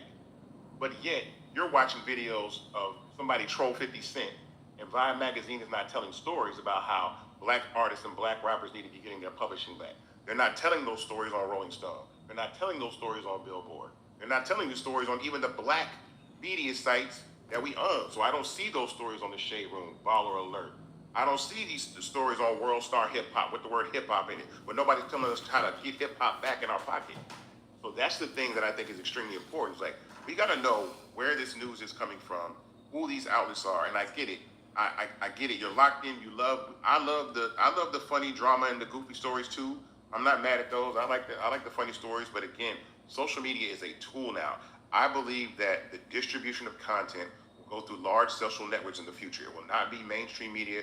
It will not be linear television. It won't even be the apps on your TV right now. Absolutely. It will not be Netflix and Hulu. It will be through a Facebook, through a YouTube, through an Instagram, through a TikTok, and we don't own none of those platforms. And that's why it's so important for us as creators. And to your point, when you said, yes, I work for the news networks, but I also understand the importance of creating. That's where the frustration is. That's where my frustration came in. I'm like, okay, I've got to do my own productions. I've got to go out in the community and tell my people.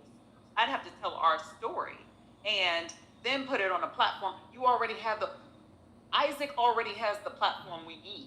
We don't have to recreate the wheel. Thank God for Fanbase. We can go straight to you and say, hey, this is the movie. I get pitched all the time about movies, about, can I come on, your show, and I got this idea for a series. Your series, your movies, your content needs to go on Fanbase. It doesn't, we have to not worry about who's getting the bulk of the money. If it's us, it belongs to us. And then you do have a model when it comes to monetization. And again, I don't know the model. I just know, what I do know is that you have a platform that belongs to us, and we need to put our content on that platform. I'm gonna put you on the spot. Okay. This is a really on the spot question. Okay. To every single Black journalist on social media, I don't care if it's Charlemagne, I don't care if it's Angela Rye, I don't care if it's Don Lennon, I don't care if it's Joy Reid, because a lot of them are on Fanbase, but a lot of them aren't. And the urgency for us to start using these platforms, because again, it's cool to say I got a Fanbase page, but are you using it? Or are you still on YouTube? Or are you still on TikTok? Or are you still on Instagram? What do you have to say to those journalists? The first thing I have to say is this, and I'm gonna go back and I'm gonna answer your question. The first thing I have to say is people are going to go where the eyes are. I'm not gonna tell the journalists to go to Fanbase because we need the people there first. So what I'm gonna do is tell the people, go to Fanbase, and the journalists and the companies and the brands, they're gonna follow wherever you are. You are the currency. So we need the people to go to Fanbase. You now, go download Fanbase now. The journalists are gonna come to you. Link is in the bio, link is in the chat, YouTube and Fanbase. Fight for companies. We don't have to fight for brands. Fanbase ambassador, Fanbase investor. They're gonna follow. Everybody's gonna follow. So I find it hard as someone, and this is really interesting because this is a conversation I've had a lot. When I first founded the company, people were like, hey, people want social media platforms to be fun. I built the fun stuff into the app. But I also understood the economic value of democratizing the distribution of content to every single person on the planet. So you yourself are your own television network. So regardless of that, even if you are a content creator, you can post your own content, monetize your own content, have your own voice, and use the platform that way. So again, even when people say that, but when I mention Black, I'm like, yeah, but we still need to focus on the Black version of this. And it's nothing wrong. It's almost taboo to say something is Black owned, because sometimes you'll get pushback. Yeah. Oh, it's, well, I done that. Why does it have to be Black owned? But I'm the way that I've been seeing the puck moving is I keep seeing people get demonetized. Matter of fact, this one kid. And I'm not gonna call him a kid, he's a grown man, but my boy, Super Ray 14K. Anybody's ever seen Super Ray 14K? He got kicked off. The guy that does the voiceover videos. Recently? Yeah, that have all those millions. Oh my God, he's hilarious. He had billions of views. Yes. And you know what he did? Here's how he got kicked off. He took a video of something that was already on Instagram that somebody was saying that was racist, and he reposted it and did commentary on that video, and they took his page down. Wow, so they didn't, not the person that did it. Yeah. They took his page down. Yeah. And I've been telling Ray, I was like, look, I understand you love Instagram and that's where the attention is, but you got to start building community in places where, at least at the end of the day, Fanbase is the platform that's for all people. Like I said, I don't care. I'm not trying to pick one side or another side. I want people to be able to have the conversations that they want to say when they want to say it. But when they're demonetizing mostly African American YouTube channels and suppressing their views and kicking you off platforms, and then we just sit there, and then what we do is we get upset and bang on the door like, let us in, let us in, let us in, and I'm like, what are we doing? Why are we doing that? Why are we begging to give them our content? Why are we begging to give them our money and to give them our fans? Oh, I got something. This is crazy. This is not necessarily off topic, but it's crazy. One of the guys that was over at Partnerships at TikTok, a black dude, he just went over to Tubi. Pause for a second. Let me give the Tubi story real quick. So, Tubi, everybody knows what Tubi is, especially black culture. So, you know all those movies that were going on Tubi? Those movies that were going on Tubi had a requirement, a minimum budget requirement to be on the platform. So let's say, hey, if I wanted to get my movie on Tubi, the minimum budget that your movie has to be was maybe $50K, $25,000. And then you can get your movie put on Tubi. Black people did that for years and years and years, right? And Tubi just did a rebrand. They did a brand new rebrand. And then guess what happened? They raised the amount of money that your production has to be to put a movie on Tubi. So now your production, the budget of your movie has to be $500,000. Oh wow. $1 million to get on Tubi. So now black people built up Tubi, and now you got to shoot better content to put your movies on Tubi. But here's the part: the guy that went over to Tubi, he just got on there from TikTok, black dude. Guess what he just did? He did the deal with Mr. Beast.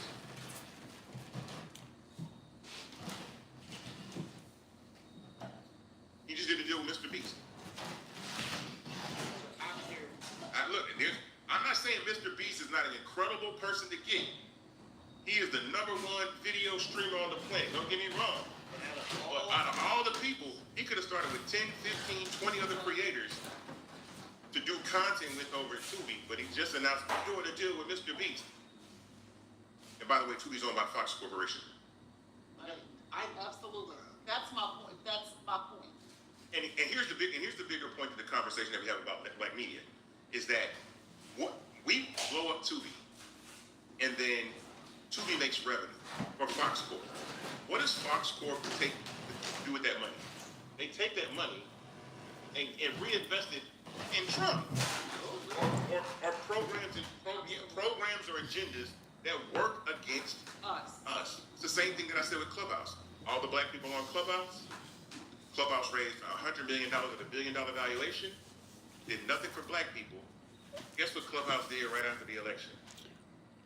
The investors in Clubhouse, Andreessen Horowitz, A16Z, they hired Daniel Penny, the young man that killed the other black young man, Jordan Neely, and hired him to be an investor at A16Z with no investing experience.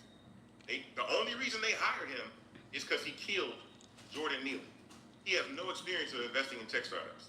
But A16Z, right, to Daniel Penny and said, we're going to teach him how to invest in tech startups because he killed Jordan Neely. And black people still sit over on Clubhouse. And that is and that is the thing that is like, yo, I get it. Like, you don't understand that the money that is being generated, those guys are taking that money and putting those into agendas that work against black people. Yeah. And we sit on these platforms and we don't see the train coming down the tracks because we're too busy doing Jet 2 holidays that post memes, and we're doing the Chris Brown challenge right now. And I understand I want to do them too. Yeah. But the foundation has to be laid of where are we going to go, where are we going to build community, where are we going to have those conversations. And then more importantly, on top of that, the reason why I used equity crowdfunding for Fanbase is because I didn't want to make this personal success. I didn't want to make this about like me just being, because all those other people that own the platforms, there's like 10 people and they worth billions and billions and billions of dollars. Yeah. The reason why I said no, go invest. So you can own part of the platform and scale it up. Yeah. You can have equity in this platform and scale it up. Yeah. That's the reason why I did this. It's not because individual success is dead. No shade to none of these conferences or these people that bring people on stage that said, I made it and you can make it too. That serves nothing for the black community. Individual success from the black community is dead. It is not going to get us out of the wealth gap. It's not going to pull us out of the wealth gap. So because all it does is it creates a pool of wealthy black people that really align more with elitism and tend to be over on the side of in a lot of cases, things that work against black people because they're not hooked into the problems that we're hooked into. We're not hooked into that stuff. So it's like, I get it. I can show you how to make it. Bro, we need to be, I say that we want to escape the black wealth gap. We have to be investing in tech companies that leverage black culture to survive.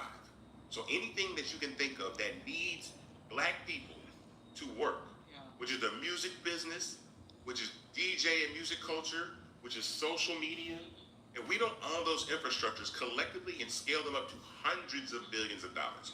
I don't mean $1 billion or $2 billion. I mean 100, 200, 300, 400 billion dollars. Because remember, Africa is about to get on the internet.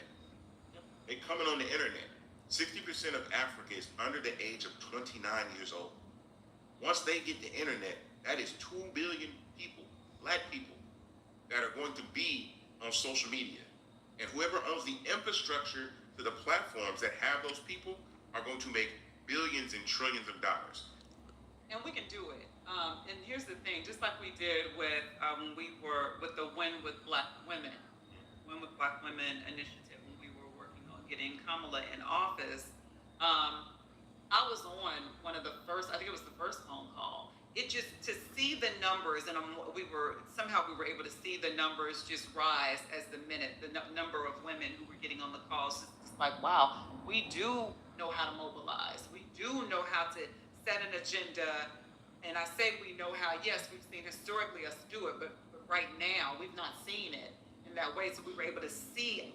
Just watch the numbers go from 1,800, 18,000, 50,000. We were able to see it. So my point, Isaac, is that this is the same urgency we had then is the same urgency when we talk about the media, the talent in media. That's the same urgency we need to have now in getting everybody on Fanbase so that we can have, we can have our entertainment, we can have our social media fun. But the main thing is we have to get our information to our people, and we have to get our stories told accurately to our people, particularly right now in the state that we're in right now with this administration. And going forward, this is a late call. Yeah. This is a very late call. We should have already done it. It shouldn't take for the government to come into our neighborhoods to start pulling our sons and our daughters out of cars for us to say, oh, wait a minute, we need our own platform, we need our own media. No, it shouldn't take for us to be dead lying on the street. It shouldn't take the administration to begin censoring media companies for us to say, oh, we need our own. This is a late call. This is urgent. This is now. Download Fanbase now and start putting your content on Fanbase now. Doesn't matter who Isaac owns it, whoever, I don't even know the background of it, whoever else, it doesn't matter. This is where we need to live right now. That's what's important. So, I think this is a good time to once again plug the race. Well, I want to ask a question before that, or a brief question before that. How much money did Win with Black Women and Win with Black Men raise in that short period of time? That's a good question. You remember that? Noah, look that up. But the reason why I say that's important is because whatever it is, it's probably more than what we need to close this round. And people don't understand that social media platforms cost money to build, right? In fact, in this process, we've raised a significant amount of capital, but when I tell you other platforms are giving 2x, 3x, 5x, 10x what we've done and have failed and not even provided any opportunity or anything for black people to be able to have an opportunity to monetize and make money or even own. But own, the part about that is when I repeat this story, there's a story that you probably haven't heard me talk about before, but the early investors in Uber were a small group of people. It might have been like 15 people. They took $500,000 collectively and invested in Uber. The smallest investors of those platforms were people that put in $5,000. Okay, so same thing with Obama's campaign. Yeah, last one. Right. So, hold on real quick.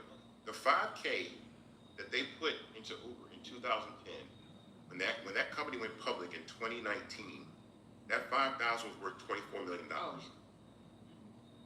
point is that if we know that black culture, which is another reason why I built the app, we know that black culture plus social media equals billion-dollar corporation. We can say that without a doubt. You agree with that? For Black sure. culture plus social media equals $1 billion platform. For sure. Okay, so then if you have the opportunity to own the infrastructure of social media that you know that black culture can power and make popular, then why not take the advantage of doing so? Which is why we did equity crowdfunding. We have over 23,000 investors in Fanbase, but the point that I'm making is it's to distribute wealth amongst black people. This is not about individual success. I want thousands and thousands of millionaires and multi-millionaires. That's the only way we're going to escape the wealth gap. We're not going to escape the wealth gap by the 1 or 2 or 10 black billionaires we have, looking at them as some sort of inspiration that we can make it too. It ain't going to cut it. We have to be investing in corporations and companies collectively together. Like I said, let's get 20,000 black women and invest in a black-owned beauty supply company and scale that up to 5, 10, 15, however many. I think Ulta's worth $29 billion. Exit that company and then go build another one. And to your point, I just want to say this. You and I have talked back and forth about this.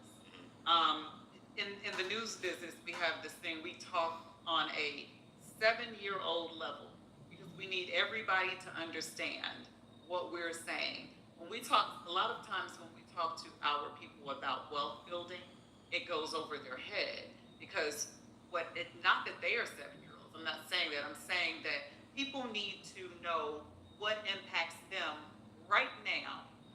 So that's the level we speak on in news. How is this impacting my children?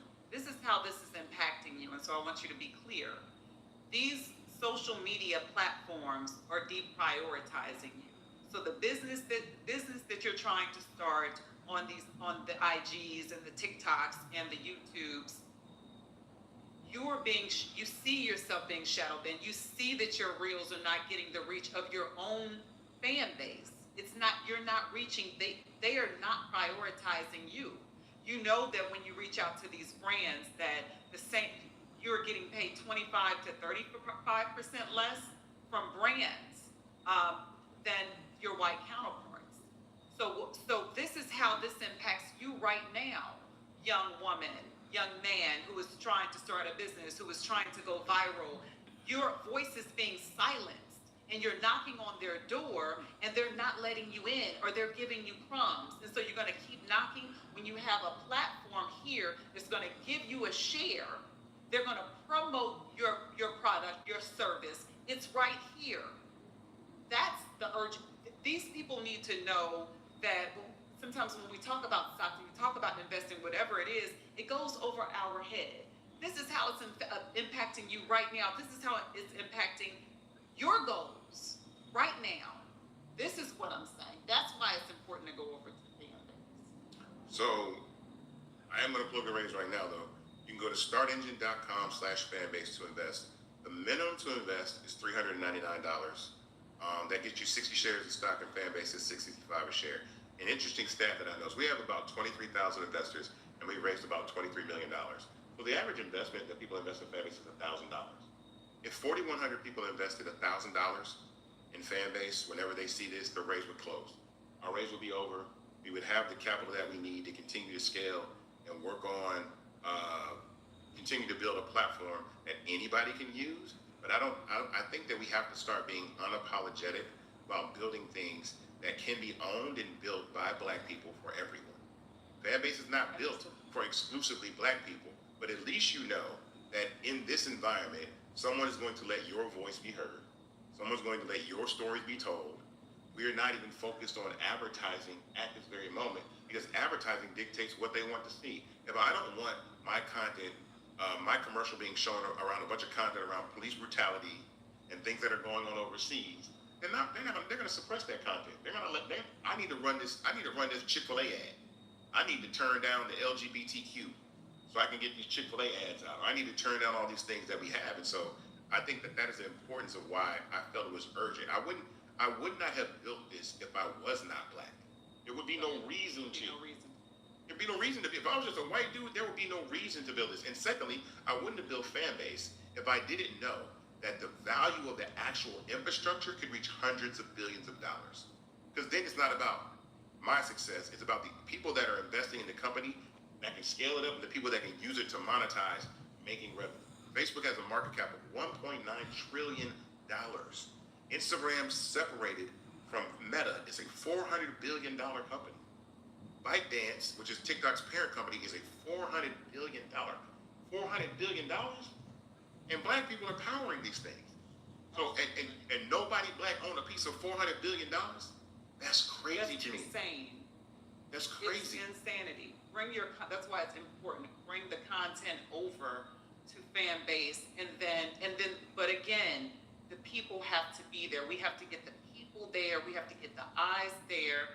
Get to Fanbase, download it, because that's when the creators are gonna come. Oh, we have to have this conversation real quick, because Wait a minute, do you want to know the black woman lead for the reason? That's right. Yeah. Before we lose that thread, so in 3 hours they raised $1.5 million, which was the head of the $81 million that VP Harris would subsequently raise. wow, in 3 hours. 3 hours. And we need to Watch the numbers. You're right. Just watching the numbers. So another challenge that I have, because I'm a startup, a lot of times people say, Fanbase doesn't do this. Fanbase doesn't have this. It doesn't have carousels right now. It doesn't have dark mode right now. And I always say it's not anybody else's fault. I'm the one that decided to build a social media platform. So the ceiling to most of these platforms is our floor. We have to start where they are at their peak. And that's harder, and it takes money to do those types of things. It takes money to build an enormous sticky recommendation engine algorithm that keeps you locked in. And so a lot of times people are like, yeah, but it doesn't have that. And a lot of times in our community, if it doesn't have the things that we want to take, we want to leave, we want to come back. But I still want to go to the fact that in 4 months, we were able to take Clubhouse to $1 billion valuation in 4 months, and they raised $100 million. In 60 days, we were able to make Blue Sky worth $700 million. In the TikTok ban, everybody went and downloaded Red Note. All those downloads, all that attention. Nobody's talking about Red Note right now. It's in Mandarin. Nobody's talking about Red Note. It's gone. The whole black community said, we're downloading Red Note.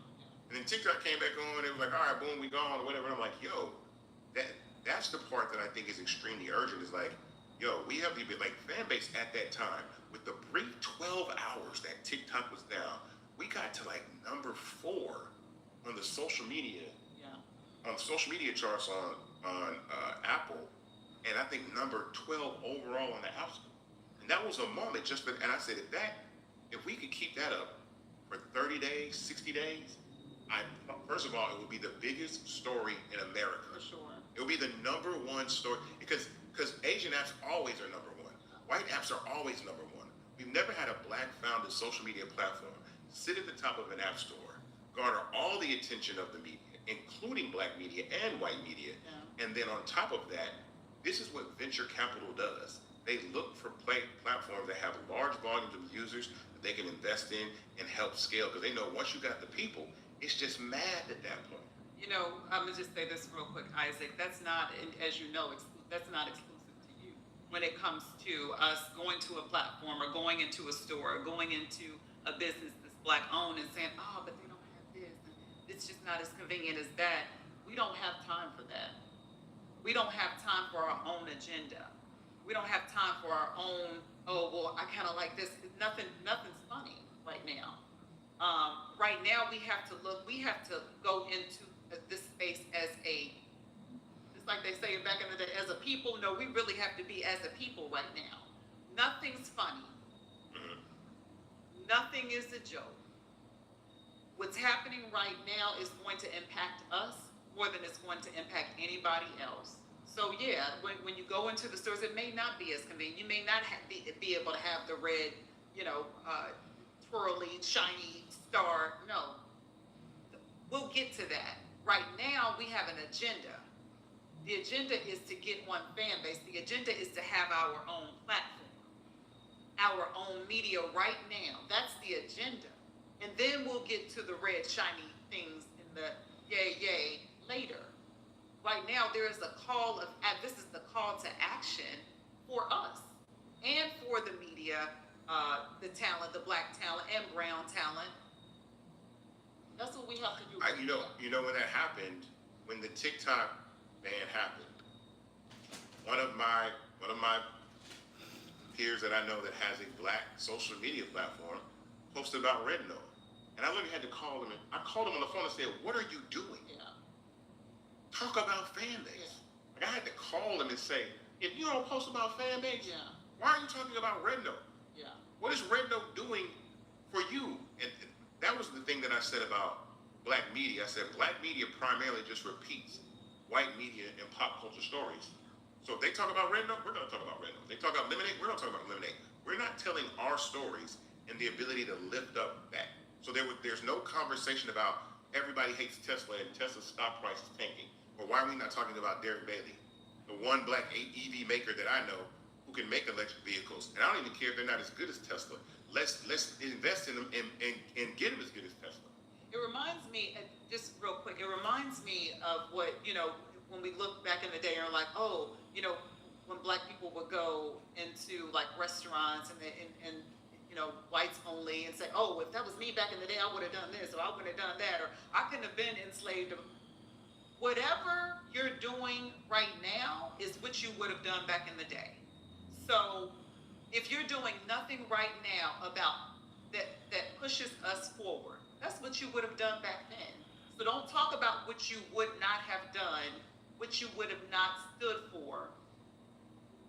The very least that you can do is download Fanbase. That's your civil rights action right now. Download Fanbase. If you can't get out and get in front of a camera, if you can't get out and march or whatever it is, here's what you can do. When people say, what can I do? What do I do? Let us handle that. Download Fanbase. That's what you can do. Let that be your mark. I appreciate that, because I think I'm kind of usually the voice. As a matter of fact, we had a conversation. I said, I'm gonna let you say it. Maybe they'll listen.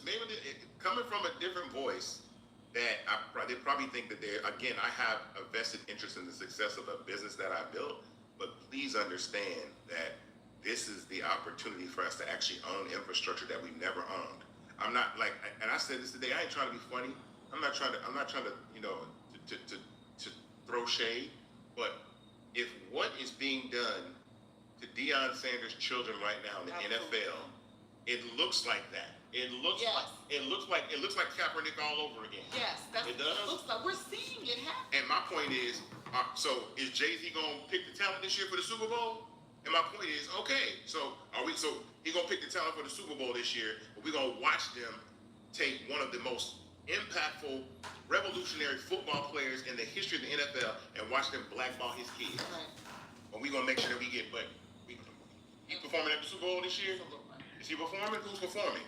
But see, that's what I mean when we draw that line. Like, when is it like, all right, is it about that? Yeah. Because again, I haven't really followed the NFL very much since Kaepernick, but I'm like, okay, they just Shiloh's off the team. They gave Shador put him in with four-string players. They're gonna kick off the team next week and then let him run any plays. And I'm like, y'all don't see what's kind of going. This is Deion Sanders.